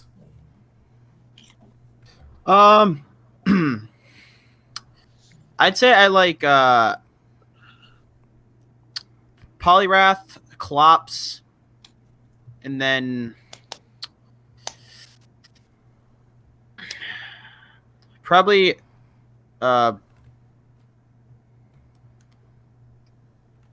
I don't know. It's really hard for me to choose the third, but as like a duo, I like Poly and Klops for sure. Okay, Polly and Klops. I think those are really good picks and considerations. Personally, I've really liked Dusclops, Cresselia, and Steelix. Mostly because like sometimes I end up sacking Steelix, but still doing a lot of damage with the Earthquake, and hopefully getting a shield or doing a lot of damage, and then just farming up with Cresselia afterwards, and not having to burn any shields with it, and just farming down the Medicham or farming down the Poliwrath without being worried about using shield. Which I found is a really interesting strategy. Then Dusclops with shields can certainly wear down any majority of the ghost types. With its, in this case, I'm running Feign Attack, so it certainly can wear down the ghost types and still spam out Shadow Punch pretty well. Any other teams? Let's get F3. John, things that you liked. What's worked well against Scrub Lord in your practices? Okay, well, anything works well against Scrublord,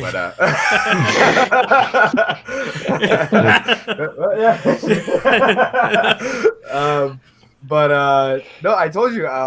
I haven't done much practice, but from what I've done so far, I've liked the whole Mawa Poliwrath Gardevoir thing. It seems to work pretty well for me. A lot of people like to lead Ghost. I don't know why, but like it makes sense. But and then Mawa lead just ruins. But yeah, I said it earlier, so that's what it is. Okay, so what Pokemon or what combination of Pokemon would you be like, okay, this is the line I'm going to run when you see their team of 6? Sorry, say that again. What if you looked at someone's team of 6? So, if you watch J Farm's PvP tips, reading teams, right, video, what Pokemon in the meta would they have to be running? Like, okay, yeah, this is the team I should be running. Well, if they're running, let's say like heavy Ghost, in a sense, or maybe like a Ghost with a lot of Psychic, I would say like Mawile would be pretty decent. If they're running double Fighter, I would kind of stay away from the Mawile in that sense. I'd probably go like maybe like Ghost with Steelix, right? Okay. That's just me. All right. Perfect. Okay. There's an interesting question. Imagine tomorrow. Man, I'm so bad at saying these Gen 5 names. Jellison? Is that how you say it? Someone's gonna. Best, you can correct me. I think it's Jellicent. Jellicent. Yeah. I could be wrong. Yeah. I'm pretty sure it's Okay. Jellicent. That's it. Okay, I gotta pronounce the T. Hard T. Okay, I got it. What role would it play in the meta? Would it shake out the meta? Assuming it has its moveset right now, which I think is Bubble, Hex, Bubble Beam, Ice Beam, and Shadow Ball. Mm-hmm. What role do you think it would have in the meta? Jellicent is like the best of both worlds in this cup, because as we see, the water types are really shining in this cup. Poliwrath, Empoleon's doing pretty okay. And then also the ghost typing is also like the two most premier types in this cup, I'd say. So it's the best of both worlds. Amazing energy production with Bubble or Hex. I think it would absolutely shake up the meta and dominate it. And we would see a lot less Poliwrath for sure. Yeah, Yeah, definitely. Just looking at the Sims, I mean it would dominates. it would wall in the Poliwrath, left field. right? Yeah. Yeah. Ghost water. Would it be? It's like made for this cup almost, I swear. Yeah. It gets 16 wins in the one shield against gosh. the meta right now. That's And four losses. Its 4 losses are to Honor, Alolan Raichu, Bastiodon, and Gardevoir. yeah, Wow. That's Yeah. pretty. That's it. Yeah. It's pretty crazy. It's pretty broken. That probably would have been banned if it was available for this cup. Okay, very nice. Okay, so one quick segment that I want to add. Okay, someone says roast their team. So this is their. Okay, okay. There's gonna be a lot of holes in this team. Sorry, just saying this in advance. This is from Catapocalypse. Oh yeah, which is appropriate because Caleb's holding his cat. Okay. Claydol, Haunter, Poliwrath, Xatu, Alolan Raichu, Probopass.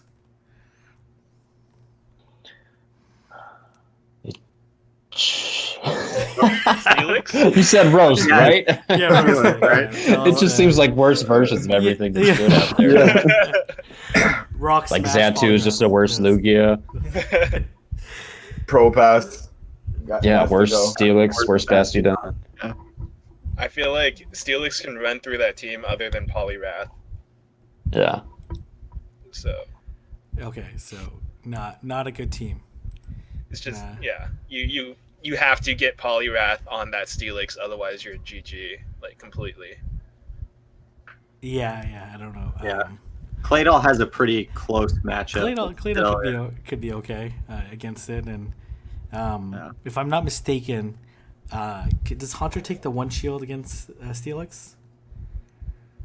When it has a legacy, so Styx, I'm sure you're looking it up. I think What was it? Haunter versus Steelix. Steelix? I think it takes the one shield. If I might be wrong. Yeah. Yeah, Haunter takes the one shield. Yeah, but you have to land the Shadow Ball and then have Right, you have to. Yeah. But not a super reliable matchup because obviously if they shield the Shadow Ball, then you're kind of done for. There's no chance you're gonna get to the second one. Okay, great. Okay, give it how many? I'm just gonna check how many likes we're at right now, and then this is gonna determine whether or not we're gonna move on to the next segment. Jake's warming up. He's so We're at anyone- 153 right now. Okay. Let's get to 200. There's like 300 people watching. They have to get to 200, or we're gonna. 364 people Yeah. watching. We're We gonna only end have this- 156 likes. 364, and we have. Come on, wow. guys. All right, give it for J Farm. Okay, we're gonna use a segment for you guys to plug the tournaments you're gonna go to. So Mason, let's start off with you. So you have a pretty big tournament. Gonna be happening. Tell us about it. Yeah. If I had a passport, I'd try to make it to Canada. But moving up to the Northeast, I want to try and check out a lot of the large cities up here. And I'm looking forward to battling Toshi and Choose Master on their home ground. So I'm just excited to go to New York on the 6th and try my best. So Yeah, that's where I'm going. Definitely some pretty heavy hitters coming out there. So obviously, I think from out of town, it's gonna be Toshi and House Stark, people that you've played against previously. Choose Master, the one that you played in Season 1 Championship, and someone you've scrimmed a lot with. I'm also, for me, I'm hoping to see this matchup, and it's gonna be really interesting because it's a very early on cup, and rankings are being reset. So you could be paired up, with House Stark in the first round, or Toshi in the first round, or whoever. So, or some surprise picks. I know there's quite a few interesting. But the matchup I want to see is Big B versus Valorash.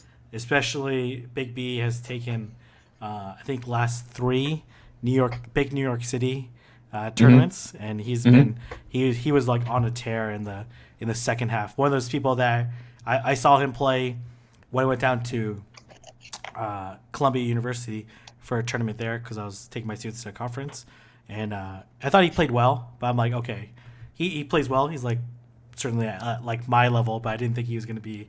But then I saw him and follow along, and he sent me some video clips, and I saw him perform really well in New York City Cups and in many tournaments, and do really well. So he's going to be that's a matchup I want to see as a fan of PvP. So Yeah. great.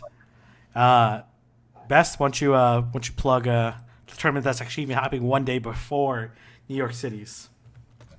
Yeah, I'd be more than happy to. So San Francisco, the Poke Gators at SFSU are holding a Bay Area tournament, pretty much a kickoff tournament at San Francisco State.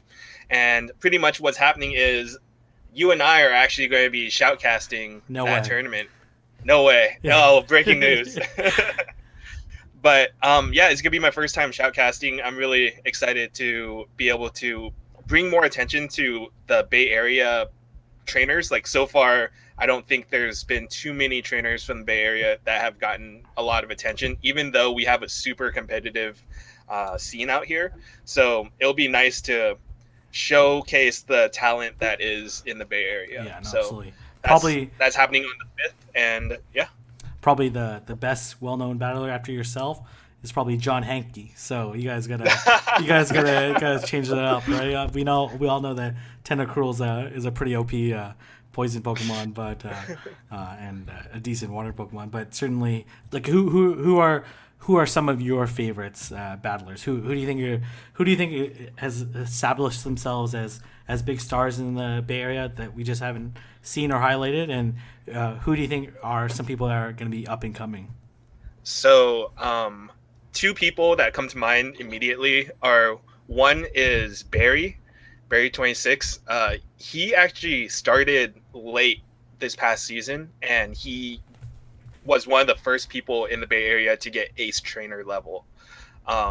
He was just like on a tear after he started. He didn't do that well in regionals, and he still got to ace trainer level. So Barry26. Another person that I actually interviewed on my YouTube channel was Maroon6. He has a very interesting point of view in terms of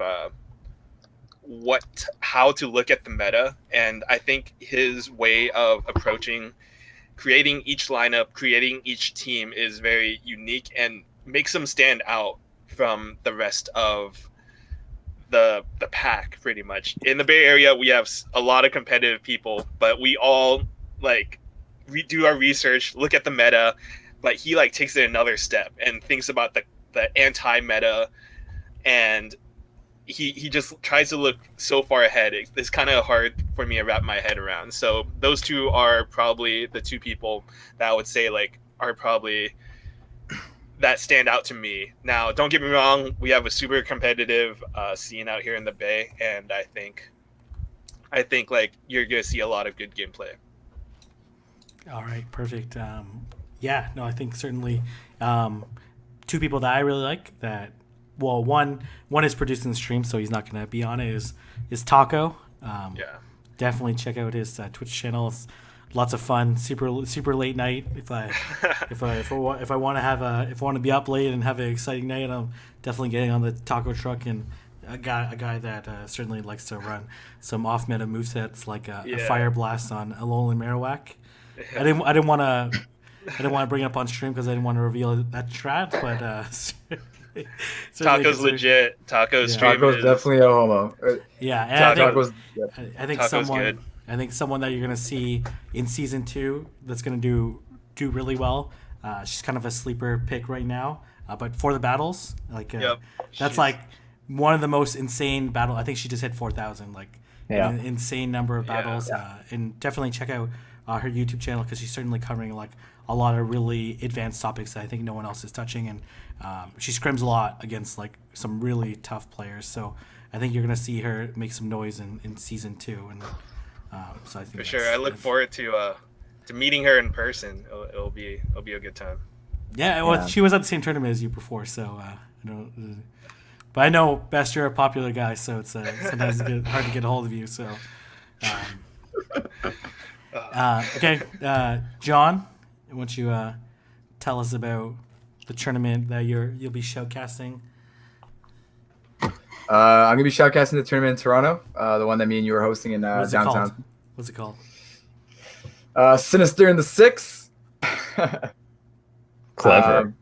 Right, Sinister in the 6. Yeah, it's gonna. Right now, we're looking close to 100 participants. We're definitely gonna get a lot more till then. It's gonna be me and Jimmy Banks shoutcasting it, so it's definitely gonna be fun. I wish I would be able to participate, but gotta do what you gotta do. Yeah, you gotta share the trophies, John. So Yeah. he's gonna just and I would say, will you ask me 2 favorite battlers? yeah. Who are some of your picks? Too bad House Stark is not participating in the Toronto Yeah. Well, I would definitely have to say Guan. Yeah, Guan 87, super tough. Yeah, Guan 87 definitely has a really good chance of taking it. I think he's one of the top battlers in Toronto. And then Jay Cho. And I thought you were gonna say Scrub Lord for their second there. No, I wanted to think that and get him all happy, but no, definitely not. I'm gonna win. I'm feeling like I went for 5. Anyways, yeah, no, definitely Jay Cho, another top battler. Like again with holding my growing. I think they're really top end Toronto players. Yeah. You know the scene, the skill level between these, like I would say like top 6 to 8 are very close to each other. And there's certainly, we saw that in the draft, we saw that in Montreal Safari Zone. 3 of them, 3 of the top people that tied for 8 were all from the Toronto area, and a 4th one that also tied that's coming down is Simply Moxie. Like, if you guys ever get a chance to scrim against Simply Moxie, like one of the best executors in the entire game. So I think someone that you're going to see a lot in season 2, especially if he makes it to these these big tournaments. And there's a lot of people coming from out of town, and we're really going to see a good mix of competitors. And that's what I like about these big tournaments. Sometimes you go to these local tournaments, you kind of like get matched up with the same people over and over again, and you kind of like read their styles. Like sometimes when I scrim against people, I'm like, okay, I know this person loves to shield bait, so like I know it's going to be a shield bait, or this person pretty straightforward, doesn't want to take any risks. But when it comes to new people that you're battling and contrast of styles, then it's going to be some really interesting results. Caleb, any tournaments that you want to shout out or you? Well, the Atlanta one, unfortunately, it's not scheduled yet. It's looking like it might be a little bit towards the end of the month. We're a little bit smaller community, so I'm trying just to make sure we get to a 6-rounder if possible. 7-rounder would be the dream. But yeah, for my local community, 2 big shout outs. I want to shout out, I mean, there's one guy that's pretty good, Chaotic Ace, so I'm not going to give him a shout out because he already knows he's good. But I will shout out Adib Khan. He's a player that's probably done like, I don't know, a third of the cups maybe. But he's, whatever cup he's in, he's usually placed in the, the top 3 area. And he's always tough for me to beat. So hopefully he can make it out to more cups this time around, and he probably shoot up in the leaderboards. All right, perfect. And Jake, exclusive. Are you coming to New York City? Yeah, yes. Let's just put it at that. Okay. All right. You're gonna tweet out what it's gonna take for you to get you there. Okay, Jake, do you really need like a very comfortable gaming chair, like the one you're sitting in, to perform your best? If that's the case, I'm sure we can make it happen. Right, Valor? Yes, absolutely. Yeah. Someone get him. What kind of is that? Like whatever kind of chair that is. Okay, there you go. Oh, you can't see it, but yeah. DX Racer. Someone get in that chair. Let him sit there the entire tournament. You'll get Call Me Jake coming here to New York City. All right, Sticks, how about your end? Oklahoma City. I know you lost one of your top battlers recently. We did.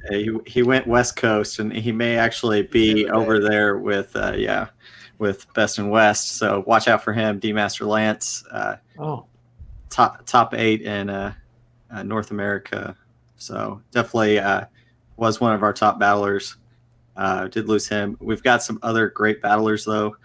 I think that are up and coming, and definitely my plan, at least for this month, I'm going to do the OKC tournament, but I am actually I joined Go Stadium, their Discord, and one of their tournaments. So definitely want to plug that for sure. And me and Best and West are actually in the same lobby. So nice. And I think in-person tournament, I think in my opinion the themes or the strategy or direction that's going to happen season 2 are going to be these mega tournaments all over the world.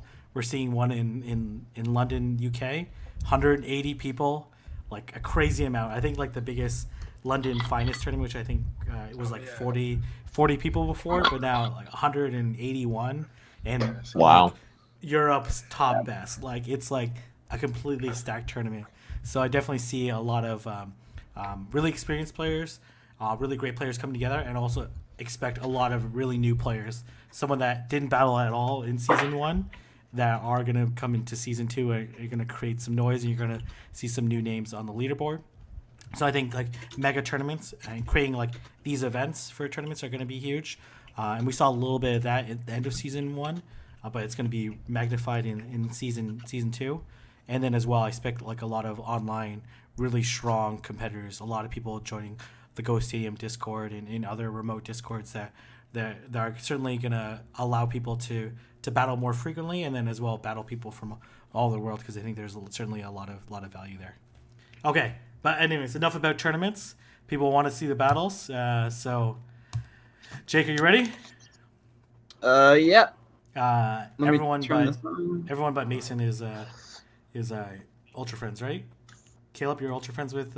Yep. All right, perfect. I am. Okay, who wants to go first?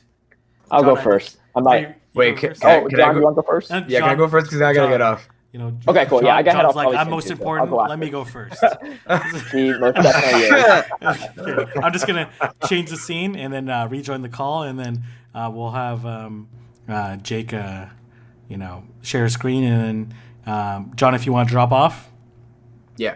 and then for this round, since Mason, you're not ultra friends with Jake, so we're gonna pair you and someone else at all times to be casting this discussion.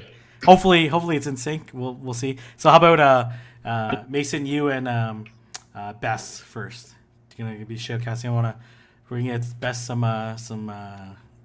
some experience in casting and seeing how he does with you guys. So I'm just gonna drop off and change the scene, and that way it's gonna be full screen. All right. Awesome. Okay, go ahead, Jake. All right. Share your screen. Yep. So we're gonna have J Farm versus Call Me Jake. I think what's it called? John is very incentivized because he asked me, "Who's better, Call Me Jake or himself?" And I told him, "Call Me Jake's better." So I think he's All right. he's pretty incentivized to Watch try out for to that Wild Gardevoir combo. Yeah. And Poliwrath, right? That was the 3. Yeah. You guys want to share your teams of 6, and I'll just tag them actually.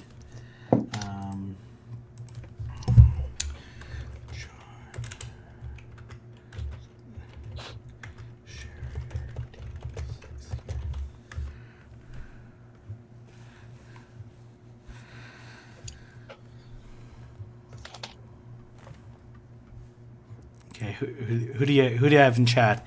Are you Team Jake or Team John? Let me guys know what you think. I'm Team John's laugh. When he Yeah. wins the lead.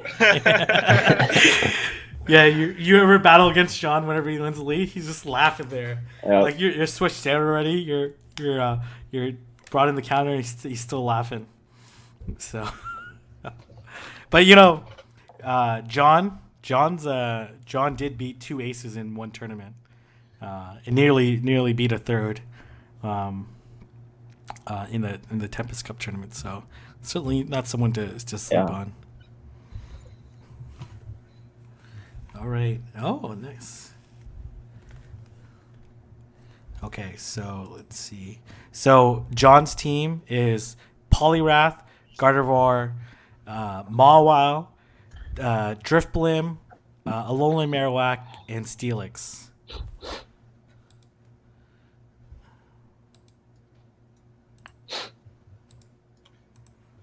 So, hey Mason, looking What's at his up? team, what sticks out to you? The Mawile, I think it's so limiting with its lack of energy production and pretty meh charge moves. So I know he hyped it up a lot on stream, and I think it's going to be met with either a Poliwrath or a Steelix. Mm-hmm. Yeah, looking at Jake's team now, he's running a Bronzong, a Bastiodon, a Alolan Marowak, Dusclops, Poliwrath, and Medicham. So, looking at these two teams, what stands out to you the most? Like, what matchup is like a critical matchup, or what will not be played completely? I feel like Dusclops is on. Is that Jake's side of this thing? Yeah, I feel like Jake's. Dusclops is a pretty good safe switch against J Farmakis' team. As it picks up win against the the Drifblim, Steelix, Alolan Marowak. It's not going to get the win against Smallwile. How does it do against Gardevoir? Mm-hmm. Yeah. Do you know how Dusclops does against Gardevoir? I am not. I assume it loses. Yeah, that's my. Well, Dusclops is going to be dealing super effective damage to Gardevoir, right? Mm-hmm. And then Gardevoir is going to be dealing neutral damage back to Dusclops. So I think it's back and forth. Right. But yeah, that should be interesting. But I think Mawile is kind of limiting for J Farm's side because Jake's running a Medicham, right? Medicham's going to be taking out 3 of those 6 Pokemon, and like pretty like convincingly too, right? Mm-hmm. So I think that's a pretty big deal. I think that if J Farm ran like a core of like Mawile and Alolan Marowak, actually, Alolan Marowak will take care of the things that would give Mawile problems like Medicham. Mm-hmm. It'll do okay against Poliwrath, if it has shields down, but it's definitely a core that I'd like to see. So here the battle's going to start out. We have a Poliwrath lead against a Drifblim. And this is a positive matchup for Poliwrath, right? If he can land 2 ice. No, it's kind of back and forth, right? Pretty neutral. Right. You definitely in the one shield situation. I know that you just want to spam the ice punches. With 2 shields though, I'm not sure if you want to go for the bubble damage and the power up punch, or if you want to go for the ice punches. So I'll have to see how he plays that out. Yeah. So it looks like he's ice puncher. So it looks like he's just going to spam out those ice punches and probably go for the 1 shield. Mm-hmm. And it looks over here like Jake is farming for the ominous wind boost. We'll see if he continues to go with that strategy. And the 2 shields, I believe that's definitely the best move to be using. As just going to chip away at that Poliwrath. Mm-hmm. So we'll see if we get a shield here. There we go.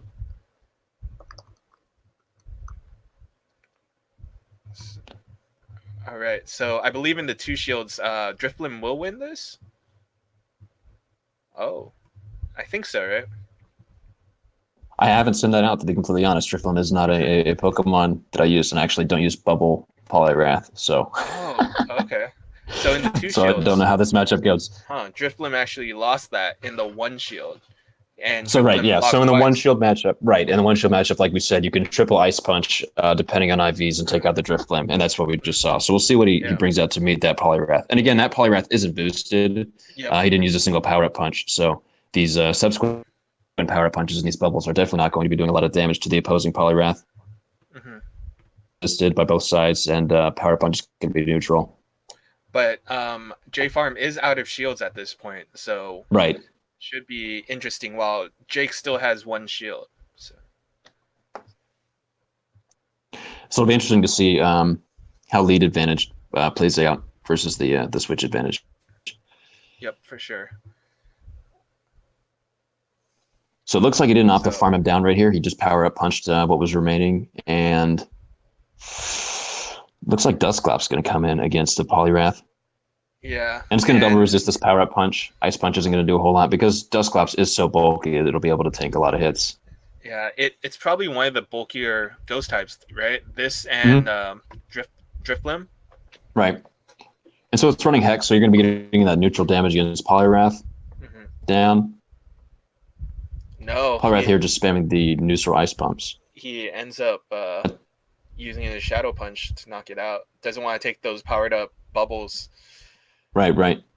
So J Farm goes ahead and sends out Alolan Marowak, which is dealing super effective damage with those hexes, but he has no more shields, so that Shadow Punch is going to deal super effective damage to Alolan Marowak. Yeah, and J Farmakis is in a really tough spot here. I don't think he's going to be able to pull out the win, especially with that Bastiodon in back. Bastiodon is a pretty favorable matchup against Alolan Marowak. So it looks like he's just going to wear out the rest of his Dusclops, come in with the Bastiodon and finish up the game. If the Dusclops is even going to get taken out. No, not even. And he pulled off a little fancy switch in, too. Yeah, and he's going to take this down with one shield. That was, I think, a team comp, and winning that lead matchup was probably what won it for Jake in that case. Mm-hmm. Absolutely. I really I like the move of not going for the power punches at all and just the straight ice punches as he just relied on his knowledge and strategy to win that matchup.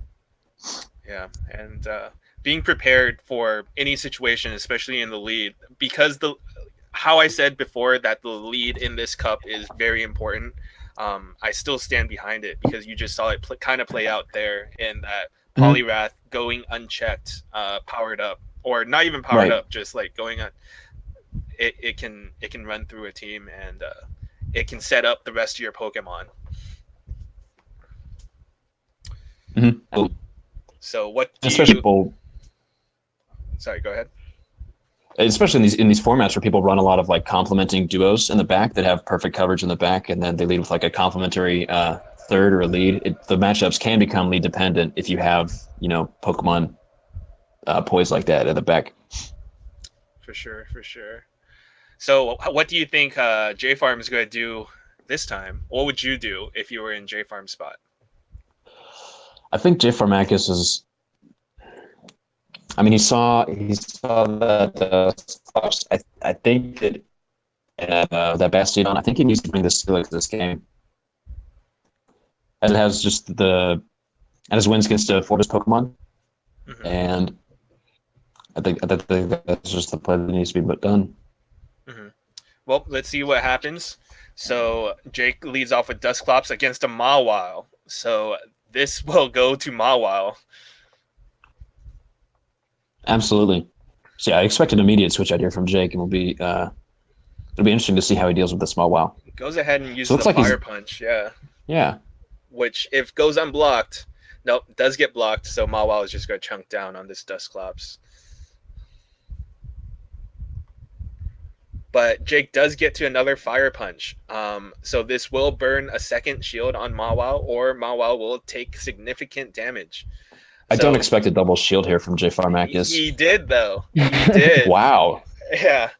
And gets to a third charge move. Wow. Okay. So Dusclops is pretty bulky. I don't know if this Fire Punch is going to be able to take out the Mawile. Shadow Punch. It's an interesting choice to go for the Shadow Punch there. The Fire Punch would have been super effective versus against the Seal subtyping of Mawile. Is Shadow Punch less energy? I that's the only reason why I could think he would use Shadow Punch instead of Fire Punch. Or he wanted to bring up Poliwrath to farm it down. Wow, that's smart. Mm-hmm. Yeah, because Bite's going to be dealing not very effective damage to Poliwrath and get that charge up. So whatever J farms. Oh, wow, that's a great play. There's the Gardevoir that he kept talking about. So it looks like he's going to go for the Ice Punch right off the bat without powering up punch, without the power up punch. Oh. Immediate switch out to Bronzong. Bronzong's going to resist those charms and is going to have super effective confusion damage against the Poliwrath. With a shield in the bank on Jake's side, this is again going to be a very difficult game for J Farmakis to come out with a win. Because as of right now, Jake is definitely poised for the victory. Yeah. Yeah, I think this one is in the bag for Jake. It's just with a shield, 2 Pokemon with a Gardevoir, it's going to be a significant uphill battle. I don't see it changing. For this final size shock right here, and looks like it'll be 2-0 Jake. Yep. Good games. Man, Jake is very tough. Played it extremely well. Yeah. All right, perfect. It was excellent execution and lineups from both sides. Caleb, you want to hop off and post your team in the chat? And I sure will. Get you rolling. disclaimer, I'm just testing some stuff out, right? So don't grill me too hard. Okay, no. Caleb, I'm always looking for the spicy picks. I'll still never forget the Gyarados, Dragon Breath Gyarados you brought to Rainbow. Yeah, So- using against a Raichu and a Azumarill user was not a good idea, though. But So I wanted to ask Mason, like, what do you think of using Shadow Punch instead of Fire Punch and bringing in Poliwrath? I thought that was like a great play. So actually, it looks like Fire Punch from Coach Mom in the chat. Just the Fire Punch is the same amount of damage, so it looks like it wouldn't have mattered either way. Which move he would gone for? A super effective Fire Punch against I think a. Oh, really? Okay. I'm just screaming that right now. So that was terrible. She said it. She said it doesn't say damage. I'm just taking from what's in the chat. Fire How, Punch does 50 damage, and Shadow Punch does 27. so it's definitely not the same amount of damage. Yeah, I don't think. The only way Mawile wins if it double shields, which and does the charge move. So in this case, John chose to try to farm down, as opposed to. Okay, all right. Yeah, you got me with that a little bit of HP on that. I was like, Yeah, that was tough. Were you a little bit? Yeah. He It was a smart play by Jake. He definitely wrecked me. It was a very smart and bold play. Jake is that novel. All right. Or no, she's name with fire. Right. Who's saying these next ones? Oh yeah. How about Styx and Mason? Guys, I'm gonna have to take off. All right. Okay. Thank you, John. All right. All right, J Farm. Have Catch a you good night, later. guys. man. Have a good night. See you, man. You guys want to talk about Caleb's team? Let's see. So Caleb, of course, you see there the infamous Lugia, the popularized early on regional round 1 little fighter strategy with both Poliwrath and Bedjam. Interesting as the only ghost is Drifblim. I would have expected to see something like Haunter, a little Marowak, but Caleb again likes to go Pixie off meta, so during a very interesting lineup that you would not ever consider meta. Also very intrigued to see the Bastiodon instead of Steelix here. Right. Yeah, I think that's gonna be interesting there. See how he handles the Steelix. He does have the double fighter though to deal with it if he is going to bring the Bastiodon in there. So should be interesting. It's not And really, which interests me more as I continue to look at it. But definitely a safe play with teams here. Mason, you want to drop off then rejoin because your audio is cutting in and out. Oh, sorry. Yeah, I can do that. Oh, no. then it was better. As soon as he left. Yeah. Okay, So- go ahead, Six. You have to carry this. Yeah. Well, definitely. So here we go. So he is going to lead with that Bastiodon. Caleb is leading with Bastiodon against Alolan Marowak here. Ready for... He doesn't really have a great answer to Bastiodon. This is why, Yeah. Bastiodon can be really good, right? Because, unless you bring a check, in this case, Jake didn't. Right. It can be really dangerous. Obviously Jake wants to try to. Right, he wants to maintain switch it. He doesn't want to get switch locked there, so he's going to stay in with the Alolan Marowak This is instead why of you bringing cannot sleep on Bastiodon. Yeah, and they both actually, since they both have Bastiodon, you're right. They doesn't have an answer for it in that. And really gutsy move on Caleb's side, considering Jake is running double fighters. Yeah. So I will say I've seen a lot of people leading with the ghost type a lot more often, and I'm not sure exactly. I know for me, I don't necessarily like leading with ghost all the time, but I have seen that a lot from a lot of people I've scrimmed with. What do you bring in? Well, these are both pretty bad choices. Yeah. Dusclops, you get to the charge I move guess faster. Dusclops, yeah, is really kind of the only. No, he's going to come Bronzong. It does resist the smackdowns, but it does have to worry about. It's going to have to worry about flamethrower. Mason, you're back? Flamethrower. So I think the play that Caleb is probably going to try to make here is going to shield this flamethrower and try to far. Wow. So he's going to flamethrower through Bastiodon. Okay, again, not much attack. Not going to do a whole lot to the Bronzong. Caleb and the energy here. 5/4. Caleb will get to another flamethrower. Wow. And so here he does decide to shield there at the last second on that for that flamethrower, keep Bronzong alive there, and hopefully take out this with just confusions. You can see though Bastiodon wrecked that team, not having an answer there. So Gallade here, this Psyshock. Yeah, so we'll see neutral shots there, and Gallade is more of a Pokemon. So we'll see a significant amount of damage coming from the Psyshock. Bronzong again, Brazil's double confusions, is able to get off a little bit more damage before it down.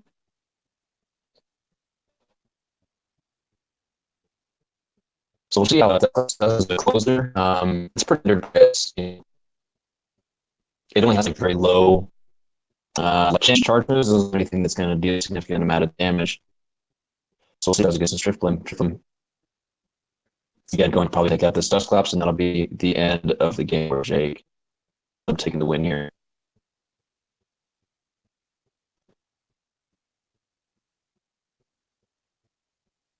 Yeah, so Caleb did definitely win that. Pretty handily. Bastiodon did most of the work there with Drifloon coming in there towards the end.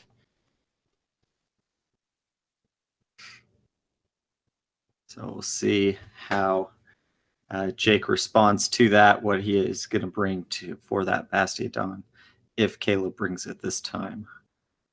Let's see what answers Jake has. Is my mic still cutting out now? Yeah, it's still really. They're calling you a machine, man, because of how good you are. Yeah, and now Mason, your true form is coming out. We're kind of exposing your. Mason sees battles, starts going to robot mode. Why don't we have Okay, why don't we have Best? Why don't you fill in for Mason while he tries to figure out what maybe it's like, maybe try restarting your phone. It's a battery just bit that I'm trying to buy it all. It's really bad right now, Mason. I really can't understand you. No. You might drop your video quality down as low as you can. Yeah, that may help. Yeah. Is he frozen? Okay. All right. So that brings. I think that is better, maybe. So here we go. Bronzong versus Lugia. This is a positive matchup for Bronzong, right? I don't know. I haven't simmed this one or done this in battle, so I'm not exactly sure. They're resisted moves. They're both resisted. Yeah. But Bronzong double resists. The psych and confusion is a better move than Extra Sensory. Yes. But Lugia does have that Hydro Pump. If he can get it. Right, if he can. He should have enough energy to land Hydro Pump. Yeah. Let's see if he does. Oh, there man. It is. Oh, there it is. Okay. All right. Oh, wow. But gets to another I think he still might lose though. He might win the zero shield though. So Caleb decides to shield. So do you think Caleb's gonna go for a Sky Attack, or is he charging up for another? Oh man, okay. I think Caleb was trying to do back-to-back Sky Attacks, so trying to self-piggyback, but I think he's gotten a little too greedy. He shielded that, right? Did he shield again? I think he did. I couldn't tell there was a it was visual play, double shield. Yep. Wow, you called it on the double Sky Attack. Yeah. He doesn't need to farm up a little bit. There he goes. But now Caleb has no shields. Yeah, versus 2. And Bastiodon there in the back. Right there. And Dusclops. I think I would think they bring in Dusclops to farm up some energy. Wow, really? Oh, okay. I would have brought in Bastiodon just because Bastiodon gets walled by so much more than That's true. Dusclops. But interesting choice. see how it plays out. Let's see what he has coming in against it. That'll be. He brought out Bastiodon. Okay. So Bastiodon should win this, I think, especially with Dusclops at half health. Well, I guess 2 shields too, though, right? So. Oh man, that Shadow Punch did an embarrassing amount of damage. Nothing. He got off the switch there to his own Bastiodon. Yeah. See what? It's like more like a shadow poke. Yeah. Bastiodon really didn't feel that Shadow Punch at all. And he does switch into his Poliwrath. That's gonna be. Man. That's That's what Up I 2 was shields afraid of though, there. right? He does have 2. But. yeah. To 0. Yeah, this is gonna be an uphill battle for Bastiodon. Pretty much, I think Bastiodon just gets deleted right here. But 2 shields, right? Like 2 shields, but Bubble super effective. Power Up Punch super effective. It's gonna be an uphill battle for sure. Those bubbles are gonna start. Yeah, they're gonna start adding up pretty quick here with the power up punches going. So, I mean, even with the 2 shields, I don't know if he can do enough. Yeah, being to get through switch this. locked. Being switch locked against a Poliwrath is And the switch timer is up now, so he can switch out of the Bastiodon. but he doesn't have any more shields too. Yeah, he doesn't have any. Yeah, Does have this That's Shadow cocked. Punch. Don't think this is gonna KO. yeah, I don't think it'll KO from. Yeah, not even. because Dusclops is bulkier. Oh, and he's it's got the back switch in. Wow. Yeah, this is GG. Yeah, I don't know that he can really do anything. This Bastiodon's just going to wreck it with Smackdown. Yeah. So, do you guys think bringing in Dusclops on that Lugia was the correct option? Do you think bringing Bastiodon in would have been a better option? I think, Bastion would have been better in retrospect, but I think the matchup in the back was too good for Caleb. He read Jake too well. Yeah, I think he was in a bad position either way. All right, Jake. Best, you're going to be up next. Okay. You want to post I'll your jump team? out. Yep. Caleb, well played. Thank you. A little risky there in the end. That landing double shielding Lugia was Yeah. like holding on to switch advantage was enough to win. Did you think he had a Bastion in the back? Is that why you were so comfortable with Well, the main thing is I just want to have the switch priority. I think a lot of people that don't play Lugia with Bronzong a lot will realize that Lugia actually can beat Bronzong, especially when you land Hydro Pumps. And so I was kind of hoping that he wouldn't shield, and then Lugia can tank quite a few side shocks too. I probably shouldn't have shielded Lugia that last time, but I guess it worked out with a 2 shield disadvantage in the back end. All right. So I have Bess his team up. So Caleb is. Do I still sound like a robot? Nope, sounds better. So Caleb and Mason, what? You guys? You sound okay right now. We'll wait till the battle start, and then we'll see if we see Robot Mason come out. Yeah. My router bit the dust that I was trying to tell y'all earlier. Is bit the dust last night. I've been trying to find it all day with no success. Yeah, it's bad again. It's bad again. Oh man, all right. I'll just lie off it. I'll lie off it. Okay, Caleb and Sticks, you want to cast it? Sure, definitely. We got there's Best and West team. He's got Girafarig, secret weapon, not so secret, and he's got a double tanks with Bastiodon and Steelix there, and then double ghost with Drifloom and Alola Marowak with, of course, Poliwrath. We'll see. I definitely think the Steelix is going to see a lot of play here, but we could see. I kind of want to see the Girafarig, Yeah. He hyped it up a lot. I want to see it now. first impression, I would think that his team's a little weak to Medicham, but he's got Alolan Marowak and Drift to counter that. So I Right. think it's pretty balanced for the most part. I'm thinking that he's probably going to run Steelix a lot in this just Yeah. because I mean it's good against Bronze, Bastiodon, Alola Marowak. Alolan Marowak, yeah. Yeah, I mean it's not as solid. good against the Ghost as Bastiodon is, but it's Right. still pretty solid.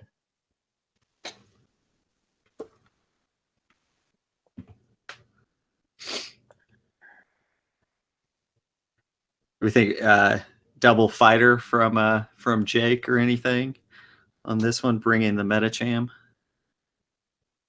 Yeah, I feel like it definitely is probably going to bait a double fighter, which is why I think Best might potentially run double Ghost. I don't know. It'll be interesting to see.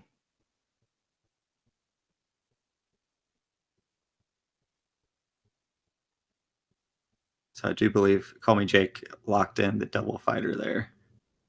I think Medicham does look pretty good against this lineup. Yeah. As well. So yeah, or so Drift. Drift, yeah. Yeah, Drift can take 2 Ice Punches and still, get off quite a bit of moves. So let's see if he shields or not. And he's not going for the base, so he's going straight for the Ice Punches right here. And that'll probably take Drift down to half health if he doesn't shield, and he does correctly choose to shield. At this point, I would probably recommend Jake switch out. Yeah, just because, especially if... Oh, he went straight for that Shadow Ball. Wow. Okay. Okay, so I think there's a little bit of hope for Jake right now because he did go straight for the Shadow Ball and he shielded it as well. I think that's what Jake's trying to do. He's trying to win this switch priority. It can take an ominous win, but I don't think it could take a Shadow Ball. So let's see if he decides to shield or not. And I think he might not shield. Oh no, he does shield. Oh, he does, and he went for another and it was Shadow no Shadow Ball. Ball. Wow. Okay, yeah. So this is turn around pretty quickly because that bubble is gonna. Yeah, you can just farm it down from here. Yep. Yeah, he's down a shield, but he had Medicham in the back. Is that correct? That's correct. And Yeah. Bastiodon. So I think this is looking pretty good for him. Medicham can really act as his counter for Poliwrath. Right. Yeah. And did he throw? Yeah. Did he throw one power up punch earlier, or that was his first one? This is. I think that was his first one. Yeah, he went. Okay. I think so. Yeah. He went triple ice punch, right? Yeah. Well, he went double ice punch and then he just bubbled down. Yeah. Bubble down. Yeah. So yeah, really, unless Best will have to shield this, and if he has a Hydro Pump on his Poliwrath, he might be able to take out the Medicham, but it's going to be pretty tough. He does choose to shield it. Yeah. So Bubble will take down. Well, we'll take it down. And then even with the Hydro Pump, I don't know if he'll one-shot the Medicham, but let's see. Oh, okay, so he has something ready. So it's got to be Hydro Pump, right? He saved up Ice Punch. Okay. Yeah, it's not going to be enough. Yeah. Let's go for the quick switch. Yeah, this is going to be pretty tough for Best to come back from, just because these Smackdowns are going to hurt quite a bit, and then pretty much one Stone Edge and Alolan Marowak's done. So once he gets to that charge move, he can take it out. Yeah, and then very little health left on the Poliwrath. He farmed up a little extra energy there. Yeah. Yeah. Good reads by Jake on shielding 2 Shadow Balls. If I were Best, I probably would have gone for the Ominous Wind and just hope for a boost. But yeah. I mean, Ominous Wind doesn't do as much, obviously, but it does quite a bit, and you get that chance of getting a boost. I don't really know why he didn't use... I guess he doesn't want the Poliwrath to farm him. I don't know. That didn't really... He just kind of let the Stone Edge charge move go, but that's fine. Yeah, and then his Medicham could finish off this Poliwrath pretty quickly. So a good argument for why to bring Medicham, it is the fighter to beat all other fighters. Right. And if you were to bring a double fighter strategy, I would definitely recommend Medicham as one of the two. Unless you have a Legacy Primate, I don't know, that's kind of a janky strategy with Primate and Poliwrath, but I could see how that kind of could work because you can't really get locked into a lot of bad matchups. Yeah. But yeah, so good plays by Jake right there. People in chat saying Jake flexing on that Bastiodon.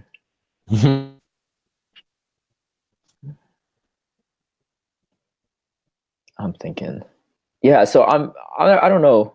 I guess Bronzong.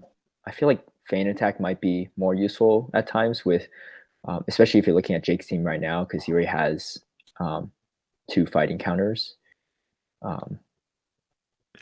Yeah. I don't know if its usage with Confusion is as useful in this with this current setup, but but he is going with Bronzong. Looks like. Yeah. Poliwrath looks like he's got that locked in, and then what's his? You go with a ghost type then here. Yeah, That's I mean, I guess he could double up on the fighters again. Yeah. It's tricky though. If you double up on fighters, it's going to be a grind with Drift anyway. I guess you could hope for the Poliwrath matchup to play out like it did last time, but I think a ghost type is safer here. Yeah.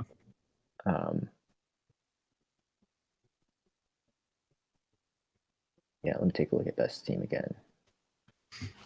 I do want to see that Girafarig. And I think he hyped it up a lot, man. I got to he see sure it. did. He sure did. I think Girafarig against Jake's line right now is decent. Okay, so this is pretty solid matchup for best. And it looks like Jake is looking to potentially switch out right away. And I think so he's going for a side shock. This will hit it for neutral. But I think it's still not the best matchup. And best chooses to shield. So. Yeah, and I think he wants to preserve the switch advantage. And if Jake did go with Bulldoze, it could definitely be a different situation. He could potentially win that. So I think it was definitely a win for him to have baited out that shield. At this point too, I don't even know if Shy Shock might be enough to take out Lil Marok. But he is getting to these. Time. Yeah. And it's Shadow Ball. Yeah, that's KO. Yeah. So this is kind of tricky right here, but I'd probably go with okay, he chose to go Poliwrath. I probably would have gone with the Dust Clocks, because that way he can save the Poliwrath for any tank in the back. If he has another counter to Poliwrath right now, it could be a little tricky to come back from. But we'll see. Hopefully, maybe it's Girafarig. Oh no, Drift. Okay. So he did double ghost. Yeah, and he's going for the bait right here. So if Best doesn't fall for it, I don't think. Yeah, you don't need to shield that one for sure. Yeah, and so it would do. Yeah, that was kind of a gamble, and he's going for a double power punch. That's going to be tricky too. I don't think the increase in damage to Bubble is going to make up the difference here, and he doesn't fall for it again. Wow. And so let's see if he's going for Ominous Wind or Shadow Ball. Ominous Wind this time gets a good shield bait right there, which is pretty solid. And at this point, I'm thinking he might punch. Oh no, another power punch. Another power. Yeah, I think Jake's just really trying to win this shield, and he does finally, which I think I can see why Best would shield there. And now he's going with the Dust Clops.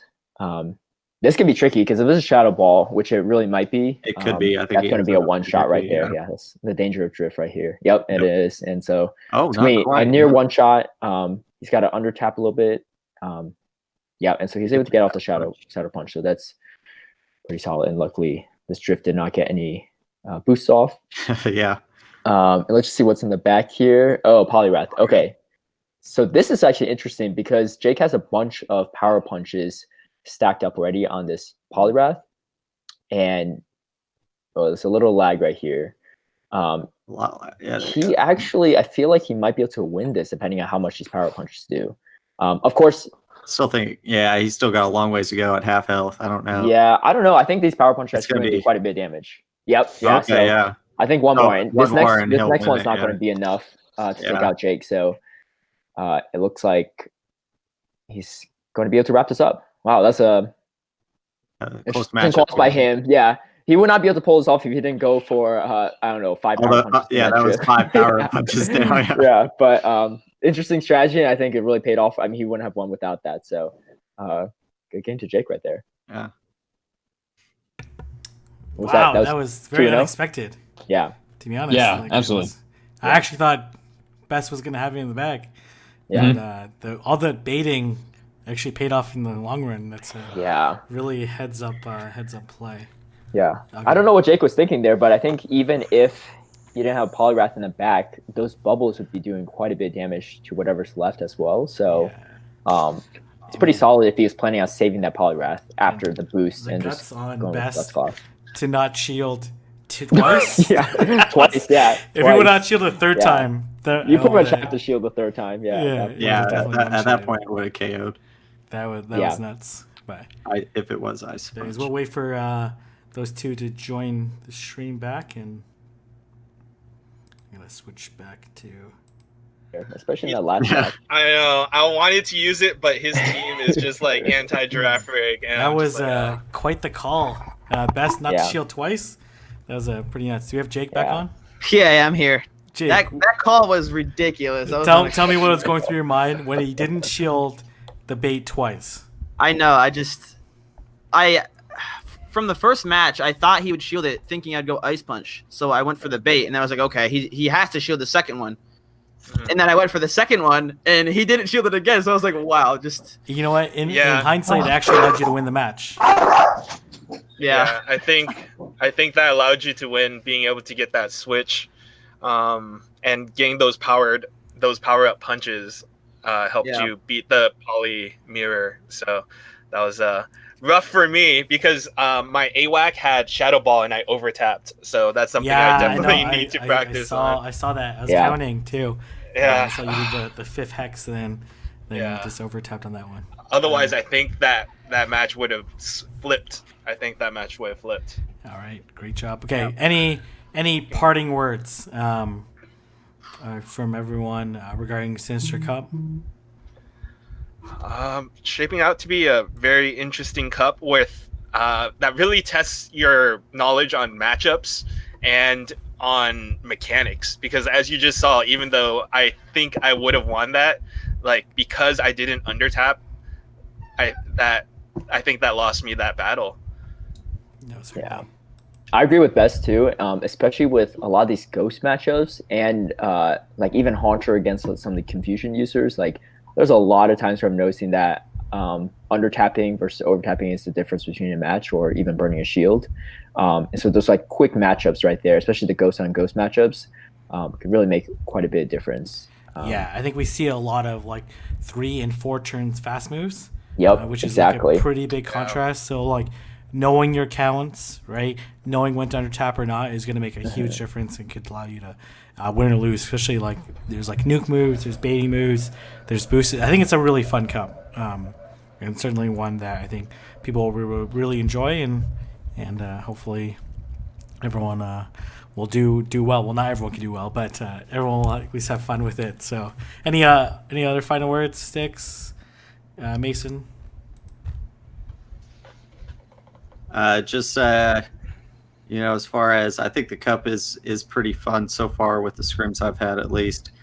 I think a lot of the matchups are very interesting. So I think that's the best part. And I'm glad the cups are back. Season 2 is here. I mean, that's the best part. We kind of missed it during the break, and I think Mason's dealing with some of his pets. So, or is he? Any parting words, Mason? Do I still have the robot voice? Nope, you're good. You're good. Oh, awesome. Yeah, thanks for having me on the stream tonight, guys. I think this cup is honestly one of my favorites that I've seen from the Silph Arena so far. Especially, I feel like they've exhausted a lot of their options early on with season 1, having to make a new cup every month. So for the start of season 2, I absolutely, honestly love this cup. It's easily up there with Rainbow. It's one of my all-time favorites. So I love the ghost ghosts are largely unresisted. I think it makes it for a really Right. interesting cup and for people to deal with. So, anyways, thank you everyone that joined the stream, and thank you you guys, and thank you John as well, who's gonna watch the playback, for joining the stream, and best of luck everyone, and we'll see. Looking forward to seeing everyone's battles. All right. Yeah. Thank you, Thanks King, for for having hosting. me. Yeah.